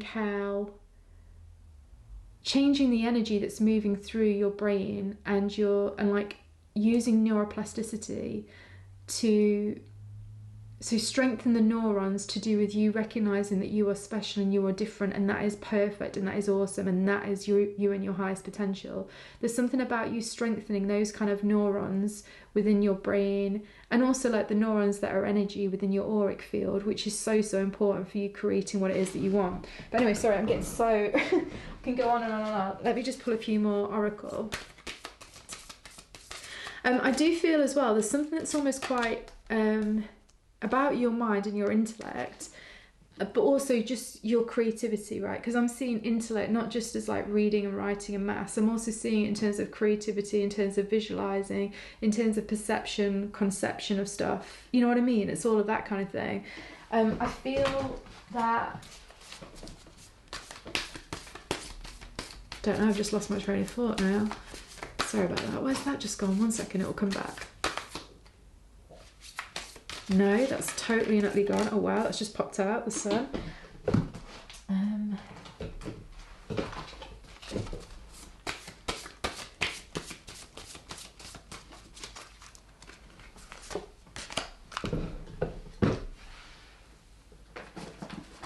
actually feel, I didn't pull one of these for the other card as well, but I do feel like we need one of these. Yeah, sorry, I don't know why that whatever I was going to say has just literally disappeared out of my mind. These ones, I totally love the pictures. I love the words, so I'll pull it out and I'll read it at the end of the reading. So we're just going to put that there. Right, let's just have a look. So we've got the sun. I don't know why, but I'm just getting, it's really important for you to be manifesting with visualization. And visualization, just to do with something about changing the energy, to do with how your brain perceives being original, being special, being a genius, thinking outside of the box. That will really help you. Because I also do feel like some of you will go through you'll go through a thing of like, almost like feeling superior to then feeling completely inferior. I feel like you guys are working with that, and that's something that you guys will be harmonizing, and that's partly what will lead to the real breakthrough with whatever we talked about to do with this. So look at some guided meditations to do with anything about that. It's just healing the almost like the dichotomy, or like the energy frequency of, it's the same energy but it's just at different extremes of like feeling superior to feeling inferior. Something to do with that. Okay, then we have squirrel. Spiritual maintenance, be your own caretaker. Limbo. I love these cards, I think they're really cool. I also know I need to read that intuitively as well, so just give me 1 second. And then we have this one here. Oh wow, I love it. Walt Disney. So it says, is he cute? Does he sing? That's the way you make cha-ching. Pull out heartstrings, hold the purse strings. The happiest place on earth charges admission. Wow. Okay, I'm actually going to channel into Walt Disney for you guys, I feel. Okay, but anyway, let me just go with this. So yeah, I really think this is really important. It's you, the sun is really telling me, the sun card here is really telling me that you need to become really, really aware of where you feel superior and inferior, and blend that together so you're literally at the midpoint, so that you're a healthy balance of both, so that neither inferior nor superior kicks off within how you feel about stuff. But I also want you to know it's totally and utterly understandable that you feel that way, because of like that energy of what I've described about you expressing your genius in some way and then it being rebuked in some way because other people feel insecure around your geniusness, or they feel jealous around your geniusness. And like I say, it might be this life, past life, or it could just be an ancestor within your ancestral lineage that's passed it on. So, but I also want to say here, 53, it adds up to 8, and I do feel like there'll be this real breakthrough, and there will be this kind of real reward once you balance that dichotomy within you. And it will bring to you whatever is this desire as well. Spiritual maintenance. I just feel like what I'm really getting here is something a little bit different. So obviously I read these intuitively, so that's what I'm going to go with. What I'm kind of really hearing is, you know, like squirrels like hide things away. And they often take way friggin' more than what they need, because they just, you know, I always feel this vibration of squirrels. Obviously they're amazing, but on one of the parts of them as a species that needs to heal is they just don't ever think that there is enough. They never think that there is enough. And I think there's a twofold message coming out for me here. I think one, it's really important. Do not hide away. Do not squirrel away your genius way of looking at things, and find a new way to feel comfortable with other people not understanding you. The more you get comfortable with other people not understanding you, the more you will attract people to you that do understand you. And then the other message is this thing about not enough. And actually, interestingly, I'm hearing that on a much, much deeper level, it's not even so much that you feel like you never have enough. I feel like it's somehow related into how you perceive humanity. And I feel like, again, this comes down to this grief and this sorrow. On some really, really deep level, I feel like it pains you to see people be almost like greedy in some way, or like taking and not giving. I think that's something that you guys on a soul level find really, really difficult. And I need to just say this, because this is literally what all of your guides are saying to me in unison. Like a spokesperson guide's coming up to tell my guides, this is what all your guides are thinking is, you know, this amazing, special, unique geniusness part of you, you will never ever be a taker. You cannot possibly be a taker. You guys are total givers. So don't ever worry that in some way you're going to be gobbling attention, gobbling limelight, imposing on somebody's energy, like, I don't know, overtaking somebody's energy. You'll never ever do that. You will never ever do that. You're not like that. And again, I just think it's really important that you understand that, because when you relax to do with that kind of thing, relaxing about realizing that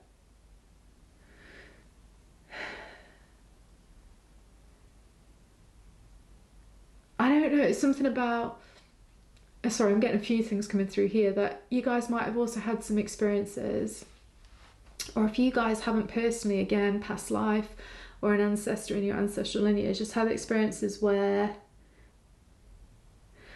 they've, you know, you've given so much, they've given so much, and it's totally been ignored.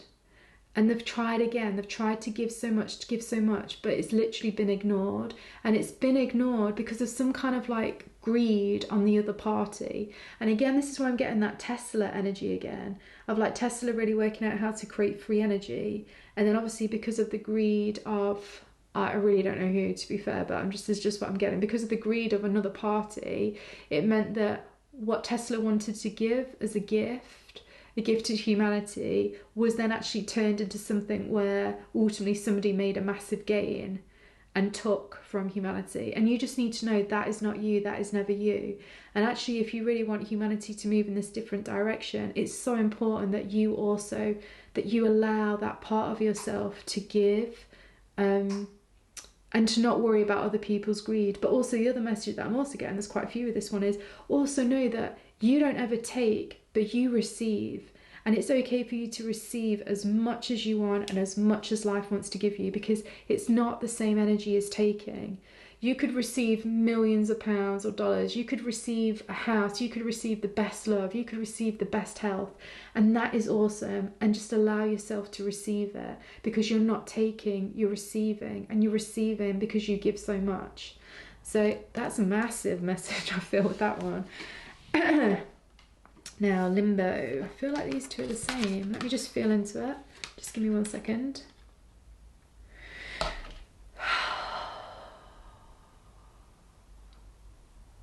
Okay, Walt Disney wants to say that,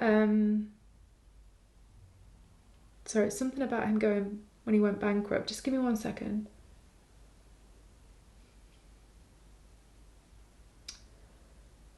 Okay, basically, what Walt Disney wants to tell you is that sometimes when you're very innovative, when you have really strong visions, it takes time. It takes time to manifest that vision into physical reality. And it's really, really important that you don't get downhearted when things seem to be stagnant, be in limbo, when things don't seem to be going where you want, or things even seem to be going in the opposite direction. It's like really keeping that faith. And we get the faith card a lot with that one there as well. It's really, really keeping that faith within you and your vision, and that you just carry on innovating. And Walt Disney is also saying as well that he could never ever have created anything about what he created without the collaboration of other people that believed in his core values. I'm hearing that that was really, really important to Walt Disney. And I'm hearing that Walt Disney just never ever gave up. And no matter how many no's he got, he could respond with a playful, light-hearted curiosity and just keep going. And there's something about that that's really important to do with your talent and to do with whatever it is that you desire right now. But also Walt Disney's really saying that he did actually believe in this thing of like, and ultimately deep down in his heart, for where he says he was at, to do with the frequency of the earth and the frequency of what he could vibrate at. Because remember, this was a while ago now, right? He really did believe, even though he couldn't have verbalized those words at the time of like a give, receive, share and grow. He believed that he could give, but he believed that he should receive back from that. And he believed that like by bringing many people together to collaborate something, so sharing an idea and sharing a project with many different people, you could grow something infinitely bigger than even what his imagination was. But Walt Disney also just want to say that at times, I don't know that I'm getting the word ruthlessness, but I'm hearing like persistence was absolutely key. And it's almost like, I don't know, it's bringing this playful type of energy into stuff. And it's really connecting with people on a heart level is really, really important. And Walt Disney wants you to know, because you're really compassionate, but sometimes you've shut down that compassion due to different reasons as we've described, it's you being compassionate that actually allows you to understand what the people want, or what the person wants, or what the job wants, or what your body needs. You being compassionate, you get the connection to whatever it is that you're trying to manifest. And when you get the connection to do with whatever it is that you desire and want to manifest, then you'll know what it is that you need to do to create whatever it is you desire or want to manifest. And then it's just about you following that advice persistently and not slogging away at it, but finding playful ways to make it light-hearted and feel a lot lighter than what it actually might feel. I love that. Again, sorry, Walt Disney is just really saying, I don't know what this is, because we kind of got it as well when I said it earlier on. It is really important that you are in a community. I don't know what this is. It's so important that you are not hermited. You must be in a community.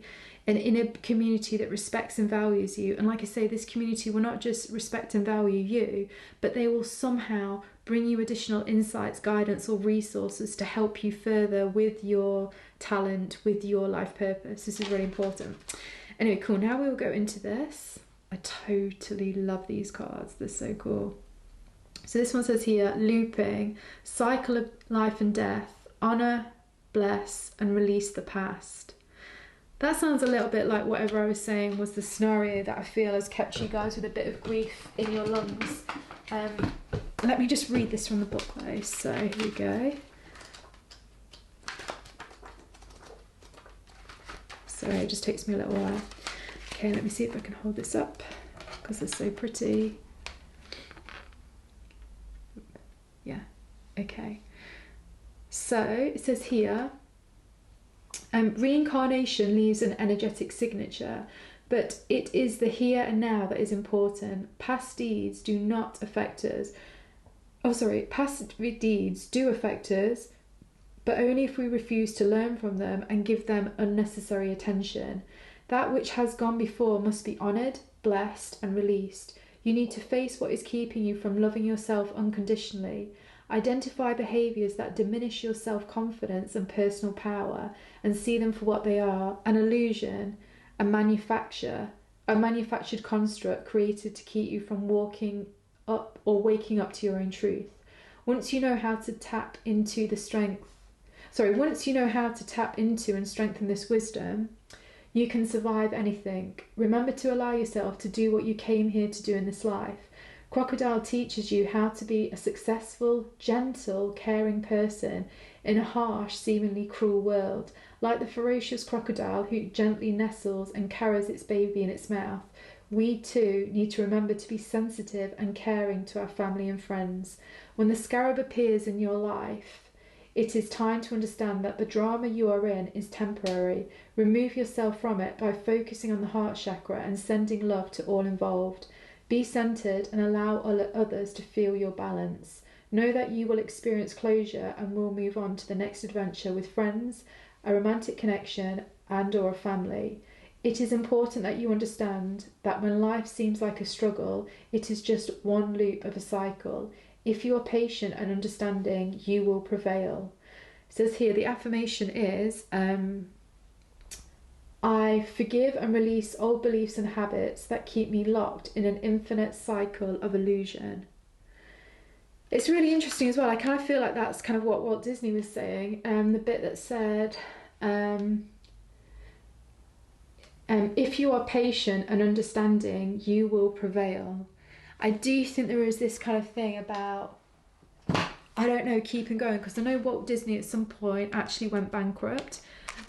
And again, it's like, it's not allowing status quo to dictate how you should be feeling about something, including yourself and your own life, because you are, like I say, unique, you're special. An alien species would look at you and definitely think that you didn't fit into the mold of sort of many other humans, and that is part of your talent. So yeah, I hope you enjoyed that reading. I really enjoyed reading for you, and also so freaking powerful to have every single tarot card coming out as a major arcana. This is massive. So also, if you're, obviously if you want to know any more, if you want to maybe know a bit more to do with your birth chart or anything like that, you want to go into some more detail with this reading, then obviously I can do personal readings as well. You can just find me on my website on abigailgracepsychic.com. Equally as though, you might also find you'll get a lot of insight by, if you're watching this video in 2021, it's obviously timeless throughout all of reality, or whatever you want to say, whatever year. But if you're watching this in 2021, you might find going to your ZODIAC sign for my 2021 Akashic Record readings, pick a cards, you might find that will give you further insight to do with whatever this might be. Look to either your sun, moon, or rising sign. And you might just get pulled to Aquarius anyway, because I just get a lot of that type of energy in some way. Because Aquarius, even if it's not in your natal chart, it might be like significant in your solar return or progress chart right now. So consider all of those kind of things. But anyway, go there, and then you can also, if you like the reading, there are extended readings to buy on my website.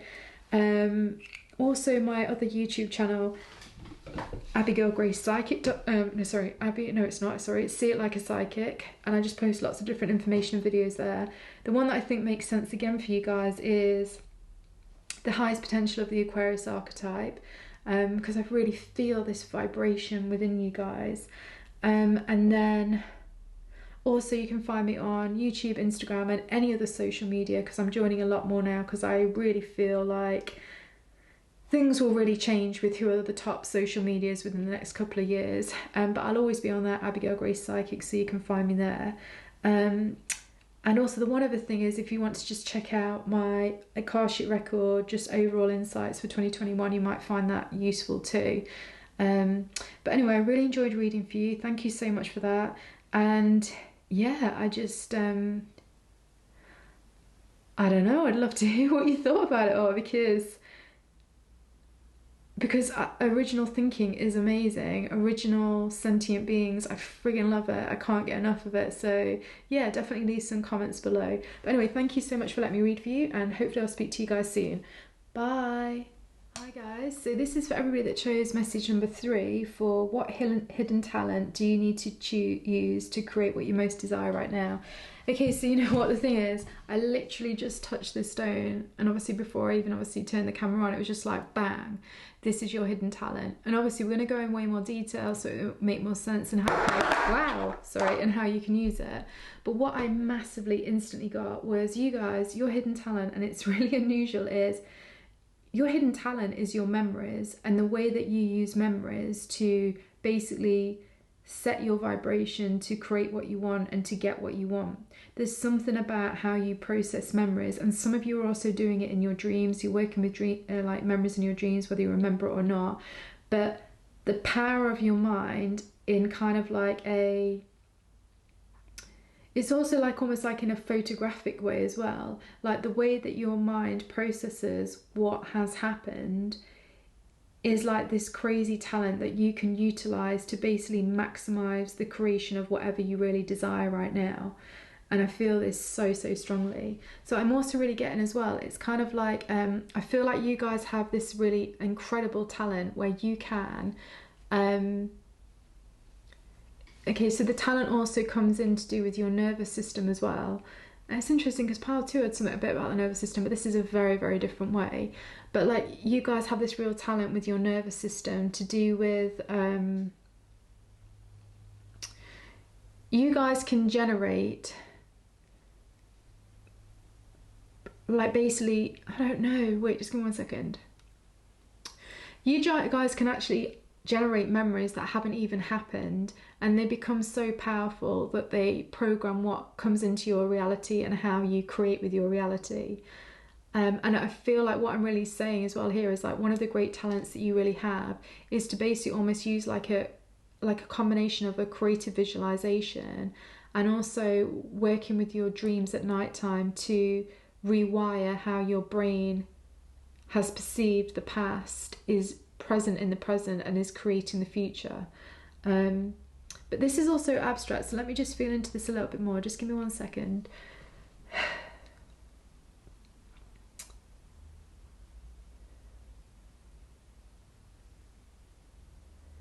I'm also hearing that one of your hidden talents as well is the fact that you actually hold so many different memories as well, from different past lives, but also from different memories that ancestors also have had that are in your lineage. And so I'm getting that this gives you, it gives you a number of things actually.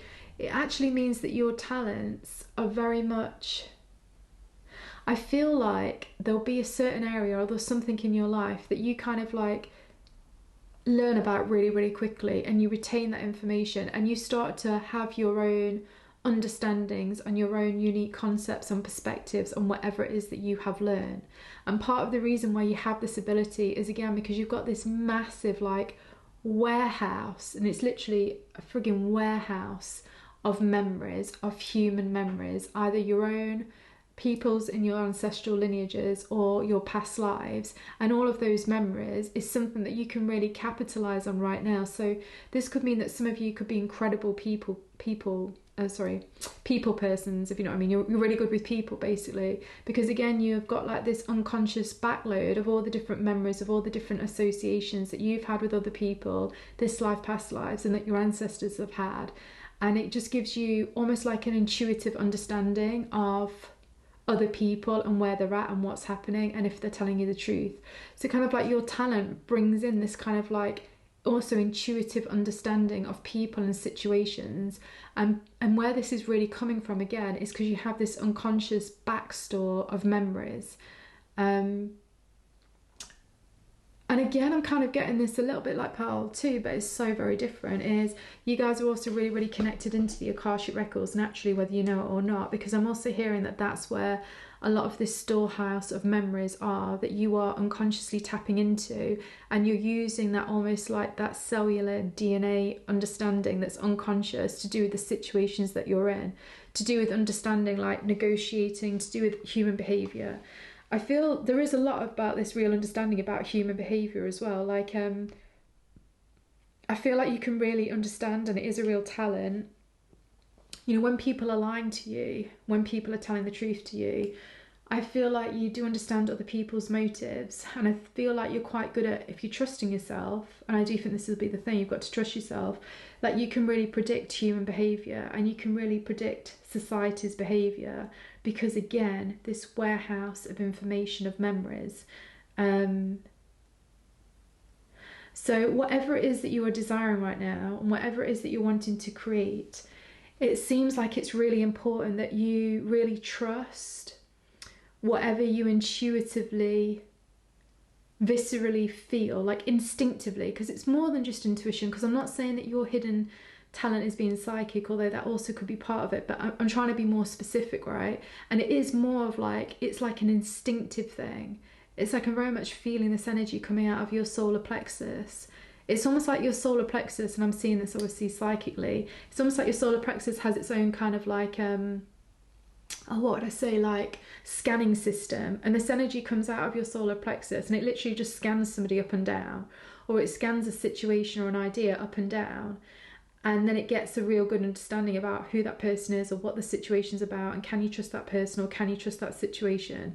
But this is all completely happening unconsciously, because as your solar plexus like scans the personal situation, it then feeds back that information to this warehouse of memories in the Akashic Records, which then unconsciously feeds back an understanding of, can you trust this person, can you not? Is this a good situation, is this not?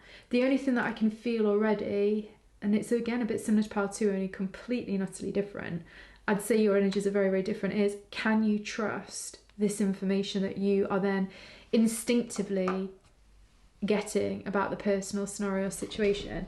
But anyway, let's pull some cards to see where that's at. That's really interesting. I've never really been shown an image of a solar plexus like literally scanning somebody, and that's how people get the instinctive understanding of, can they trust somebody, can they trust a situation, a scenario, etc, etc.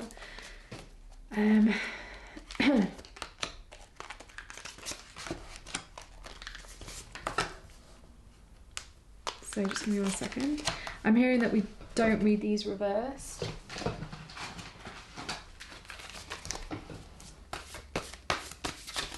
Whoa, it's way too many. Obviously one thing I'm really getting as well is that you need to be really mindful that you also don't let memories that hold pain, intensity, challenges, tragedy, whatever, make sure that you're not too linked into any of those memories, because you have this incredible resource with your memories. You want to make sure that you're aware of what memories you are allowing to influence your reality now. I think that's just one thing just to be mindful of, because obviously there's always pluses and minuses with everything. This is like a really interesting looking spread. Right, okay, so we don't read anything reversed, so let's just have a look. So the first thing that we have here is the Queen of Coins, so Queen of Pentacles. I'm going to read anti-clockwise for some reason. Then we have Four of Swords. Okay, then we have, ooh, Ace of Coins. Then we have, oh nice, the star.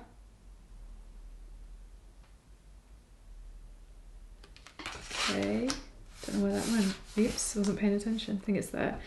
Okay, and this way we go clockwise. So then we have Ace of Materials, so Ace of Pentacles. Nice. Then we have Ten of Voices, so Ten of Swords.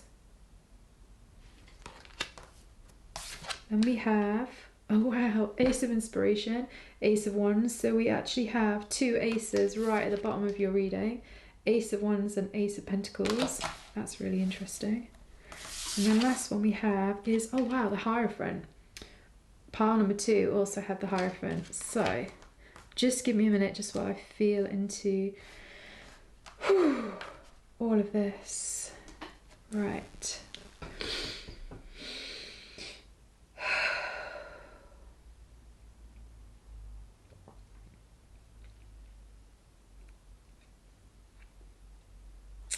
Okay, one thing that I do want to say is, with these two, they're both screaming out to me instantly, is, you know, obviously to do with this memories and everything like that.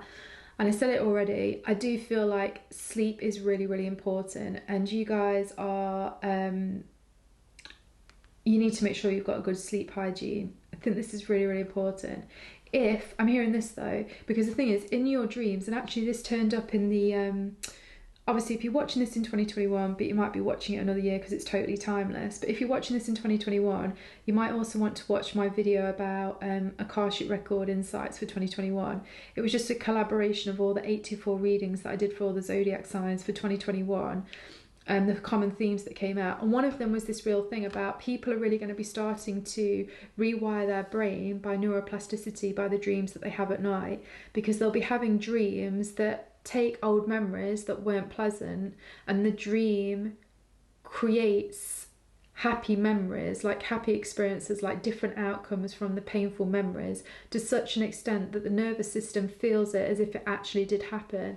And in the nervous system feeling like it actually did happen, it not only creates like a new positive memory to do with an old situation that wasn't positive, but it also trains the whole physical, mental, emotional and energetic like system of that person to be a vibrational match to the happier outcomes. And I really, really feel like that's going on. So what I'm also hearing is, if you guys don't sleep well or you don't have good sleep pattern, don't worry about it. But the other thing then to do is definitely have some kind of meditation practice. Even just like 5 minutes a day, 10 minutes a day, you just need this sort of downtime, because I'm hearing that the downtime allows some of this processing and this rewiring and restructuring of memories and playing of memories to like really help you basically be creating something very, very different. Because again, I do really see that with the Ace of Wands and the Ace of Pentacles. I just really, really see this energy of like perceiving something in a new way. Like here, you can even see how, you know, like this person's having energy coming into their third chakra, or sorry, their sixth chakra, and then it's going down into the rest of all their body. I feel like this really is new ideas and new concepts, new memories of things that haven't even really happened, being processed in a way which makes them feel like they actually have been happening. Also, you know, like, I don't know if you can see this here, it almost looks like little viruses here. One second. Can you see that? Those tiny little bits there. Don't know how close you can get it. And that is really making me feel like,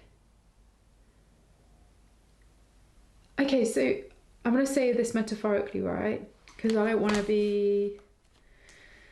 I'm just going to say this metaphorically, and then you take it how it feels relevant to you. But one thing to be really, really mindful of is, you know, when people... I've known this for a very long time because my guides told me that essentially sometimes when I would get sick and I would have a virus, what it was actually doing was it was actually helping to flush out old belief systems and implant in a new belief system that's positive. And the quickest way to do this was through a virus. So let's just say I might get sick for a day or something like that.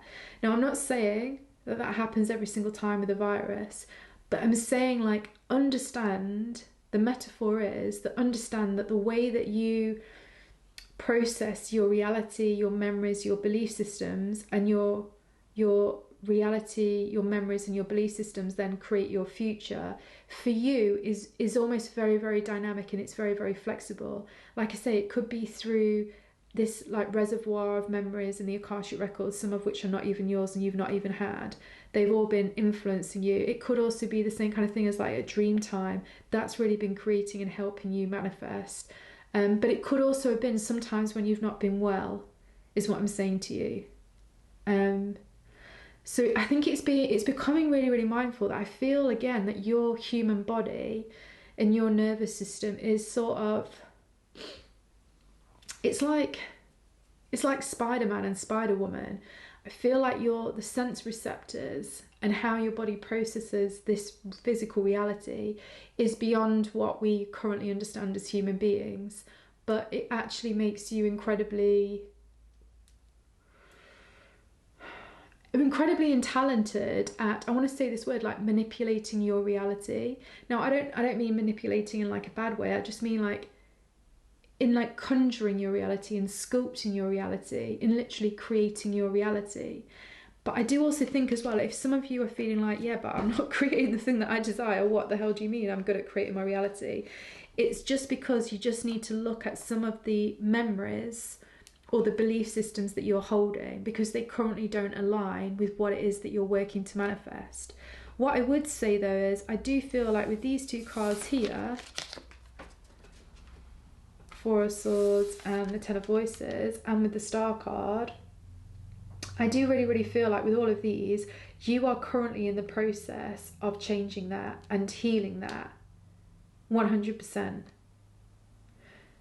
And I do really feel like really all this reading is wanting to do is kind of tell you of these almost like extra sensory talents and abilities that you have. And I think it's just about now being even more, I don't want to say in tune with yourself and your reality. I feel like the more in tune you are with yourself and your reality, and I don't know why I'm getting that with this one here, I really, really feel like the more in tune you are, the more, I don't know, it's like the better that you're able to understand what it is you're creating. And then you're able to understand, okay, is this going to help me create what I want, or is this taking me away from what I want? And I feel like, even with Spider-Woman, she even looks like it with all of these arms. And I really feel that, I massively feel that. And actually, you guys might find it on my other YouTube channel, See It Like a Psychic. It might be useful to look at the highest potential of the Virgo archetype, because I very much talk about this Spider-Man, Spider-Woman energy. And that's really what I'm seeing is playing out for you currently at the moment. I think as well, you might be people where it's something about being impeccable with your word to yourself and to other people, because I don't really know why, but I kind of feel like, well, no, I do know why, because your belief systems and your memories are so interlinked with what it is that you're creating, and you're almost like, you are, I know we all do that, but you guys are more talented at doing that, essentially. And because you hold more of a talent in that way, it means that you watch what's coming out of your mouth, basically. Is the best way to say it. Like, literally watch what's coming out of your mouth, because it will tell you really where you are at with your belief systems and your reality. So one of the great ways for you to be getting in alignment with what you want, and really weirdly, I'm feeling a vibration all the way up my left foot. So I really feel like the way that you communicate in relationships that matter, either friendships, romantic partners, family, or colleagues or employers, whatever it might be, the way you communicate in relationships is really, really significant. And I feel like the way people communicate to you in those deeper connections is really, really significant as well. I feel like you could potentially be spun off center a little bit if somebody that you care about is communicating to you in a way that is negative to do with whatever it is that you're trying to create. I feel like that's something you just need to be mindful of and have your own way of working with that. I don't believe it's about shutting out those people, but it's about having some kind of like a healthy appreciation of when that's not helpful for you. And because I do really feel like, I say, what it is that you're saying is almost like the vibration of your words, and the vibration of your words comes out of how you're thinking and feeling on a deeper level. And so that's just one way for you to be mindful of. I do also want to say with these two cards here, I really, really do feel that you are close. It's funny, Pile 2 felt like they still needed to have a bit of a breakthrough to be creating what it is that they desire. I feel like you guys are a lot closer. You are very close to creating whatever it is that you desire, but it's just to allow. It does feel like a belief. It feels like a belief. And it actually feels like a belief. I don't know whatever it is that you're trying to create. So if it is relationship, family, because everybody's different, right? Some of you relationships, some of you family, you want kids or something. Some of you business, some of you more money, some of you more health, some of you life purpose, whatever it is. I feel like whatever it is that you're desiring, currently it's really, really important that you, I don't know, you have a different story to do with, I want to say it as broadly as this, to do with relating to other human beings. And I actually do feel like for a lot of you on this one, I do feel there's something to do with your, either your feminine energy, or, and bear in mind, you could be male, like really like a male gender, you still have feminine energy, because we'll have a mixture of masculine and feminine, but it's something to do with your own feminine energy, or it's something to do with a prominent female figure, feminine energy figure in your life. So it could be your primary caregiver that had the most feminine energy, or it could be a sibling, or it could be a close friend, or it could be another extended relative. It feels like somebody that's almost like, I want to say bloodline, that's got the same bloodline as you. I feel like there's just a little bit of a limitation in something to do with that connection, or a current kind of restriction and something to do with that connection, which is kind of the thing that basically just needs to be healed. And that will take you to whatever it is that you're desiring right now.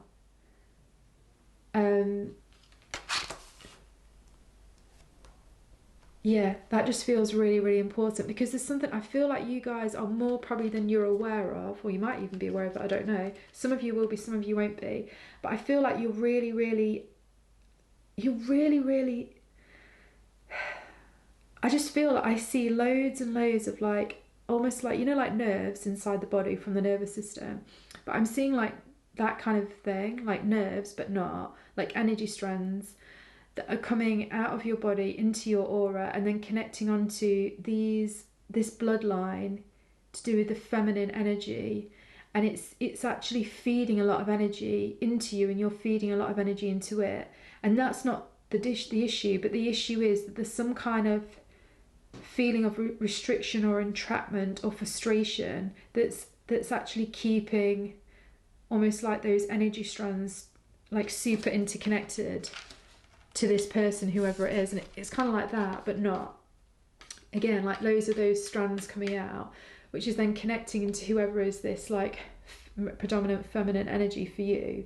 And there's just something that just needs to be released a little bit. And it feels like it's like, on its most simplest form, it feels like static energy.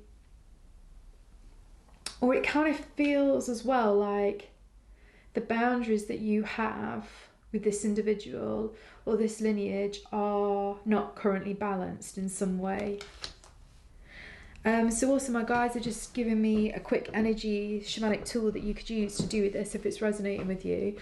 And you can do it with anybody, obviously, where anyone, it could be anybody, or it could be a job, or it could be a situation, or it could even be a fear of the future, or a fear of something that happened in the past. Whatever, we have these energy cords, almost like electrical currents that are unseen, feeding into these different people, different experiences, different memories. And obviously, because you're so super connected, as we've already realised, and it's one of your talents, you also just need to be mindful, therefore, about how much that is actually influencing you in your life on a day-to-day, right? So one of the things that you can do is, let me just see what my guides are telling me. Okay, so one of the things that you do is go into meditation, close your eyes, relax your breath, obviously get yourself into a good space. Then what you want to do is you want to visualize either the person or the situation or the memory or the vision of the future, whatever it might be, where you're holding this kind of like resistance and frustration to in some way. And all you want to do is you want to harmonize that energy. So the first thing you want to do is you want to see, where are all those cords of energy coming out from you? So I'm just going to do an example, right? I know I'm going to do it to do with something in my own life, right? So, but you'll know this is the same way for you. So I'm seeing this situation that I've had a lot of frustration to. So first of all, I'm going to see where are all the cords coming out, and they're actually coming out of my left shoulder and also from just above my belly button. Okay, so then I want to see what colour are the cords coming out, and I'm seeing light blue and dark blue, and then I'm seeing where are they feeding into that situation, and I'm seeing that the situation is like in a bubble and my energy is feeding like symmetrically and like in a sphere the whole way around that bubble, and it's giving it a lot of energy and I'm taking a lot of energy back. So then what I need to do is I need to think about the feeling of how I'd like that situation to be. So I want that situation to feel creative, inspiring and abundant. So the first colour that I see is orange. So now what I want to do is I'm going to see energy coming into the gold star above my head. It's then coming all the way down into my left shoulder and into just above my belly button. And I'm going to see it turn that light blue and dark blue into orange energy. So I'm just going to wait until it's done it.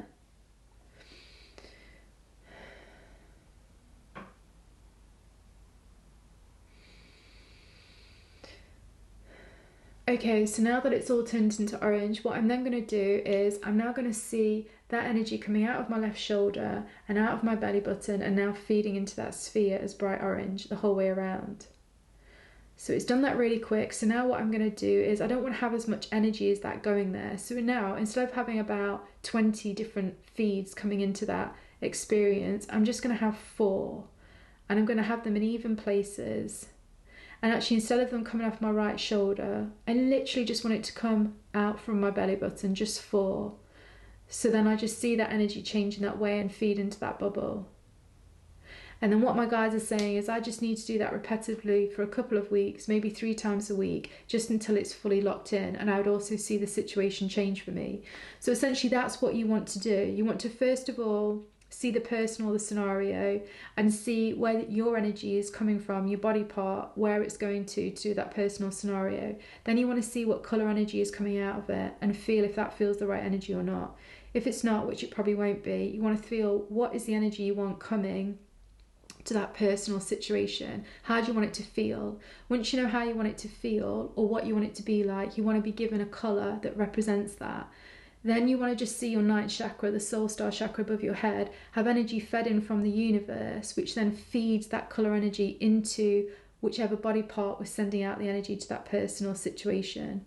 You wait until that body part's been given all of that new energy with the right colour, then you send that new energy with the right colour to that personal situation, and then you make adjustments as you see fit. You might want to keep that amount of energy going there, you might want to send it in a different place, you might want to make it smaller, bigger, you might want to send it from a different body part of yours. You just do whatever you need to do to make that feel like a healthy connection. And then the key is repetition. You really want to do that a couple of times to 3 times a week for around about 4 to 6 weeks, or more or less, depending on how you feel and you'll feel into it. But I just tell you that is really, really important. And also I think this is this thing that you need to realise about this talent that you have, about having a really sensitized and in tune and receptive feedback system between you and your environment. And it definitely works through your nervous system. Just that's something to be really, really mindful, because it is a real talent, but it's also something that you can turn into a real skill, and it will absolutely help you manifest whatever it is that you desire. But like I say, there is something to do with the feminine energy in your life, either within yourself, within a creative project, within your primary caregiver that was female in the past, or even maybe a wounding in a past life to do with the feminine energy, or a wounding within one of the females in your ancestral lineage, whatever it might be, that is currently feeding energy into what you desire, and it is not helping you manifest fully what it is that you desire. So it's just about changing that round a little bit. And then also, as well as doing the energy work, it's then obviously about following through with, obviously we said this thing about impeccable word, and also not being around people that are feeding into a belief system that you're trying to move forward with, move into a more positive way. So that's all the sort of things that you just need to be mindful of, as well as to do with your talent and how to manifest. But now I just want to get a couple more oracle to see what else wants to be said to you guys. It is really, really cool. I think that you guys can, I suppose ultimately I would say that in a word as well, your real talent is actually manifesting, essentially. It really is manifesting. But you're doing it through some really, I almost feel like more evolved ways. Yeah, totally. And I don't know, I just think it's really cool. But let's just see what all of these are. Just 1 second, do I want any more? Just gonna have one of these. And then I absolutely love these, but I'm just going to read it out of the book because they're beautiful and I love the words, and they've been really bang on for all the other piles so far. So, but I'm just going to leave that to the side and we'll turn that over later. Okay, so let's see what we have. Oh wow, here we have the void. Okay, so to me as well, that's very much you guys, about what we said about this creativity, about this manifestation, that you're able to really manifest things. But interestingly as well, this reminds me of, like, you know, the energy calls that we just literally talked about, like attaching onto a person or onto an event. I think just be start to become really, really mindful about what energy you are sending people or situations, and what energy people or situations are sending you. And then know that one of your talents is your ability, a bit like Spider-Woman, to be able to influence that in a positive way, on a very kind of energetic type of quantum energy type of way, through using your mind, your visualization and your nervous system. Yeah, that's just really saying that to me. And we have here, oh wow, the Council. Wow, okay, whenever I see this card, this to me is the Lords of Karma. I don't know if you guys know much about the Lords of Karma, but I think that's be something really good for you to research about, maybe do a guided meditation on. I also feel if you did resonate with what I was saying about there being a primary caregiver or somebody in your feminine line, feminine energy, that there is almost like some healing to do with, I do feel like actually doing something with the Lords of Karma will really, really, really help you with that scenario. But regardless of that, whether you did resonate with that or not, I definitely would learn about the Lords of Karma, because again, I feel like this is this thing that you have of Spider-Woman, being able to work with different realities and different timelines to help you create what you want. And the Lords of Karma is incredible for that. So I don't want to go into that because that would be quite long to go into that right now. But if you feel called to, totally Google on that. And also if you feel called to that number 11 there, I think it will really, really help you stand in more of your own innate gift and power. Because as well, I think sometimes you guys might manifest things really quickly, or things might take ages to manifest. And I feel like as of yet, you guys probably don't have a total protocol or logarithm within your being about how to consistently manifest in the way that you want. And there's something about knowing some of these additional things that we've talked about, including the Lords of Karma, which I don't know what it will do, but I feel like it will do different things for all of you, but it will really, really help you with essentially your talent of being an incredible manifester. And like I say, you're doing this manifesting through memories, which is essentially, on its deepest level, it's just things that your brain and your nervous system are experiencing as reality. And I've obviously gone to the Lords of Karma before, and I've experienced it exactly like reality. It feels like it, I see it like that, I sense it like that. And this is a talent that I really do feel that you have. So again, this will be things like you being able to almost like shamanic journey, whether you're a shaman or not, it really doesn't matter. I feel like you have that ability. And also probably listen to your daydreams. You know, when you get daydreams of similar sorts of things, I think there'll also probably be something powerful within that too. Oh wow, okay, here. So then we have the Owl. It says sight. Detach your emotions from situations that you cannot control.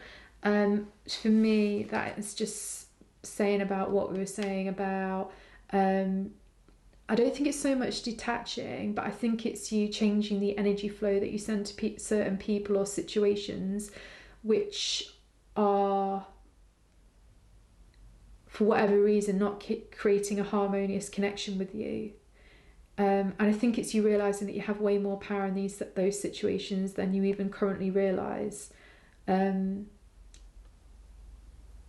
I do feel, and I don't know why I'm getting this because it's very intuitive, but I do feel like with the owl, I feel like you guys are in this real learning process to do with this hidden talent that we've literally been discussing. And I feel like it's something that is just going to grow stronger and stronger and stronger the more that, and this is the specific word, the more that you learn about yourself and how you respond to your reality and how your reality responds to you. And what I mean by that is I even feel like for some of you, your body will be really communicative with you. Like you might get, I don't know, like you could get an ache somewhere, like, I don't know, in a right knee, and that might tell you about needing to be more flexible in your work life or with your finances or with your responsibility or autonomy. I feel like that kind of thing, like your body is really, really communicative with you, as well as many other things like your dreams and stuff. And it's all about you learning how to interpret these seemingly non-related experiences or sensations or memories or experiences in a way that helps you know where you're at with your manifesting and then what you need to do to create whatever it is you want to manifest and what you desire. And I do feel like you're on this really cool learning process to do with this. Again, there's something about downtown and sleep again, you know, like with the owl, with like, I know an owl's a night owl and they don't need sleep, but I'm just really feeling like you guys do really need sleep. And I think there's something about being a super silent mover and a silent observer, because I know like owls' wings, you can't hear them. But interestingly as well, owls' wings, they don't really work if they get wet. It's why you'll never really see owls out in the rain. So I feel like, again, this will be the thing about, be careful about getting too emotional about certain situations or scenarios, because what I feel like it might do is you might understand what your reality is telling you, but then you get really emotional about something and it almost like fries your senses, and then you're not getting the exactly correct feedback about what's really going on. And when that happens, you're likely to make a choice or take an action that will take you further away from what you desire rather than closer to what you desire. So there's something about, again, you having that clarity of mind, which allows you to engage with situations and scenarios without actually impacting them. It allows you to observe situations and scenarios without you impacting them. And because you can observe them without interacting with them, you actually gain a lot of information about what's actually going on without becoming collateral or without getting dragged into something or without your energy getting tainted in some way. But then if you do realise it is the right thing, then you can engage in it. There's something about that sort of energy that's coming through. I'm also really getting, I do think you should Google about the power animal of an owl. I think that would be really, really helpful. And also I would actually say just even learning about a couple, just maybe watch a tiny little YouTube on owls, just see what interesting things you get, because whatever that owl does, it's got some real relevance on what's going on with you and your talent and what you're trying to create right now. Cool. Oh, I love this. Number 11 again.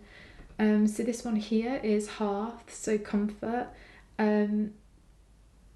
This to me is just what we're saying. There's something about family. There is something about family. And if family doesn't resonate with you, it's something to do with how you relate in relationships that means something to you. That's actually really, really important for you to be observing now. Doing that silent observation, not getting involved, but observing it so you know what it is that you need to correct within your belief systems,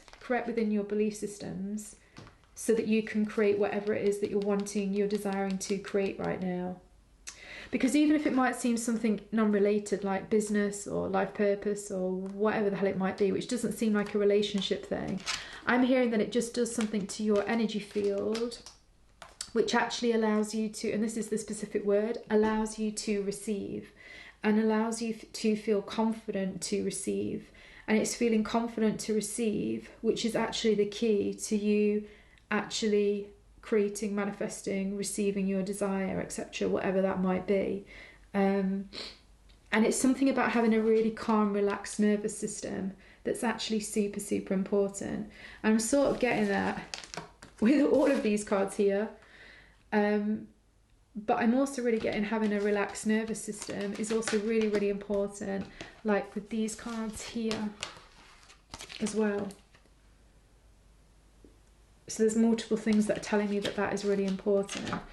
And I do also think, I know I've not mentioned this, but you know the Hierophant, I just really feel like this is a soul contract that you have to do with whatever this is. So either a female energy, your female lineage, or something to do with a creative contract. It's just really, really important. In some ways, this really, really links, and it is important to look at. And I do feel it's something to do with you changing the energy that you're putting into something to do with this energy, which is actually, I think, making you a little bit more stressed than what you actually need to be. And again, that will just help you calm down the nervous system. I'll just move those around, it doesn't matter. So I'm getting that is really, really important. And here we have Starseed Elemental. These cards are so cool. I don't know why, I think it just reminds me of all of the information that's coming into your consciousness. You know, like all of these different memories that we've talked about that you're able to link into, whether they're yours or not. But also all of the energy that's potentially linking into a different person or a different situation, which is actually really important for you to readjust so that you can actually create what you want. I do feel as well like your intuition is really strong and it is really powerful, so you need to trust it. But I do really feel as well it's about you understanding how your intuition works with you. Like, do you hear things? Do you see things? Do you dream things? Do you feel things? Or are you all of the above?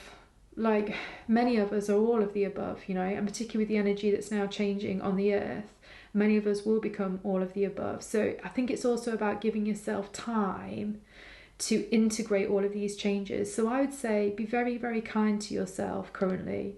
I think this is really, really important. Know that you're going through lots of different stimuli changes, and if you're not right now, I do feel like that will be coming up for you. So I'd also say just be very mindful about how you let your environment to influence you. For example, whatever you hear, whatever you see, I just think find a way of having almost like this, I don't want to say healthy detachment, but that type of thing. Silent observation, that's it.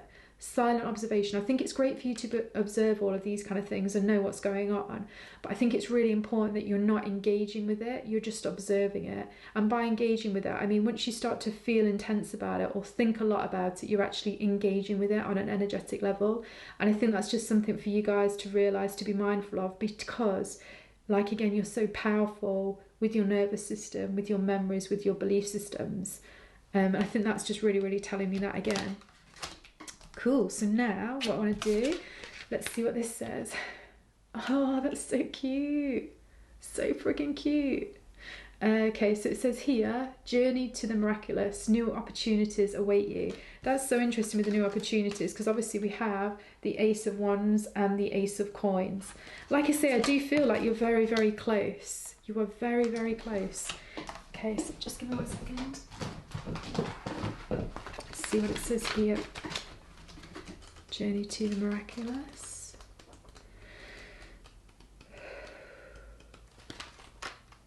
Sorry about this, I'm always rubbish at finding pages because I don't really do my alphabet. It's not how my brain works. Cool. So, there you go. It says here, the sensitive possum is looking right at you, veering for your attention. It wants you to notice that, regardless of what has happened in the past, things may actually be better than they seem. Your talents will not be noticed.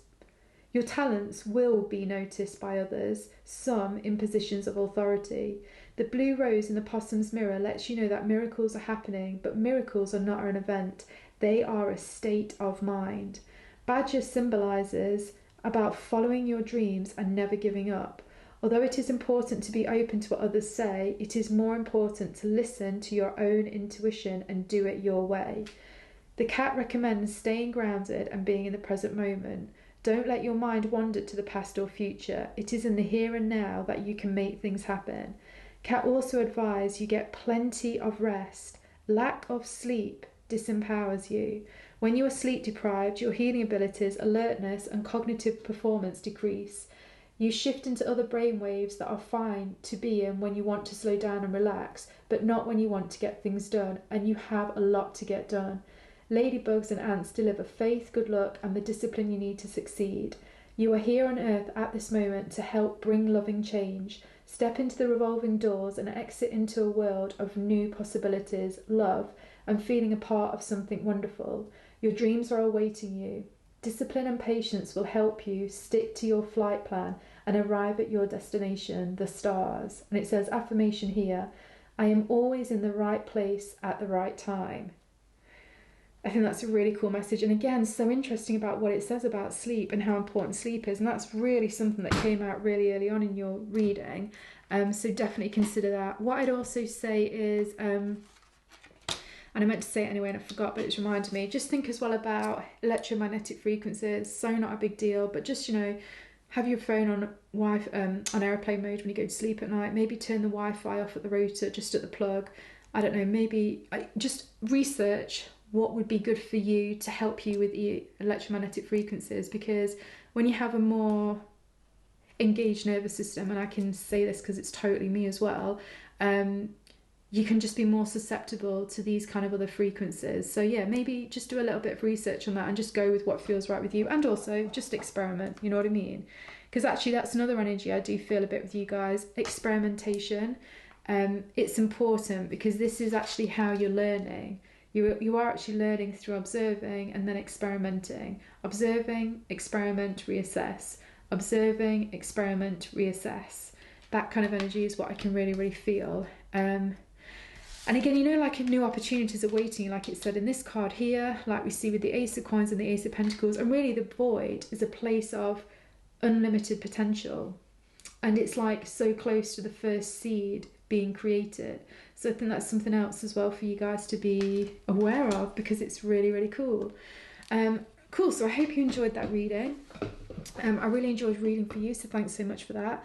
Like I say, you might want to have a look at my See It Like a Psyche YouTube channel, and you might want to look at the highest potential of the Virgo archetype. I feel like that could be really useful. Also check out my other pick a card readings for the zodiac signs, for what the Akashic Records want to tell you about 2021. If you like them, I also have extended readings on my website, which is abigailgracepsychic.com. And obviously, if you'd like a personal reading, either psychic, cards, astrology, or a mixture, then obviously just go over to my website. It would be my pleasure to read for you. And then also on my social medias, it's always Abigail Grace Psychic. I'm currently on Instagram and Facebook, but I'm also doing other social medias, because I truly feel like there's going to be a shift in the collective within the next couple of years. So yeah, but you'll always find me as Abigail Grace Psychic. And oh yeah, and if you obviously want to have a look at the video, which was the summation video of all the messages that came out of the 84 Akashic Record readings I did for do with 2021 predictions wise, there's a summation video with all of that, and you might also find that useful if you're watching this video in 2021, because obviously it's totally timeless. But yeah, thank you so much again for letting me read for you. That was awesome, and I look forward to reading for you guys again soon, and it's actually really, really exciting. So yeah, love it. Anyway, take care, speak soon.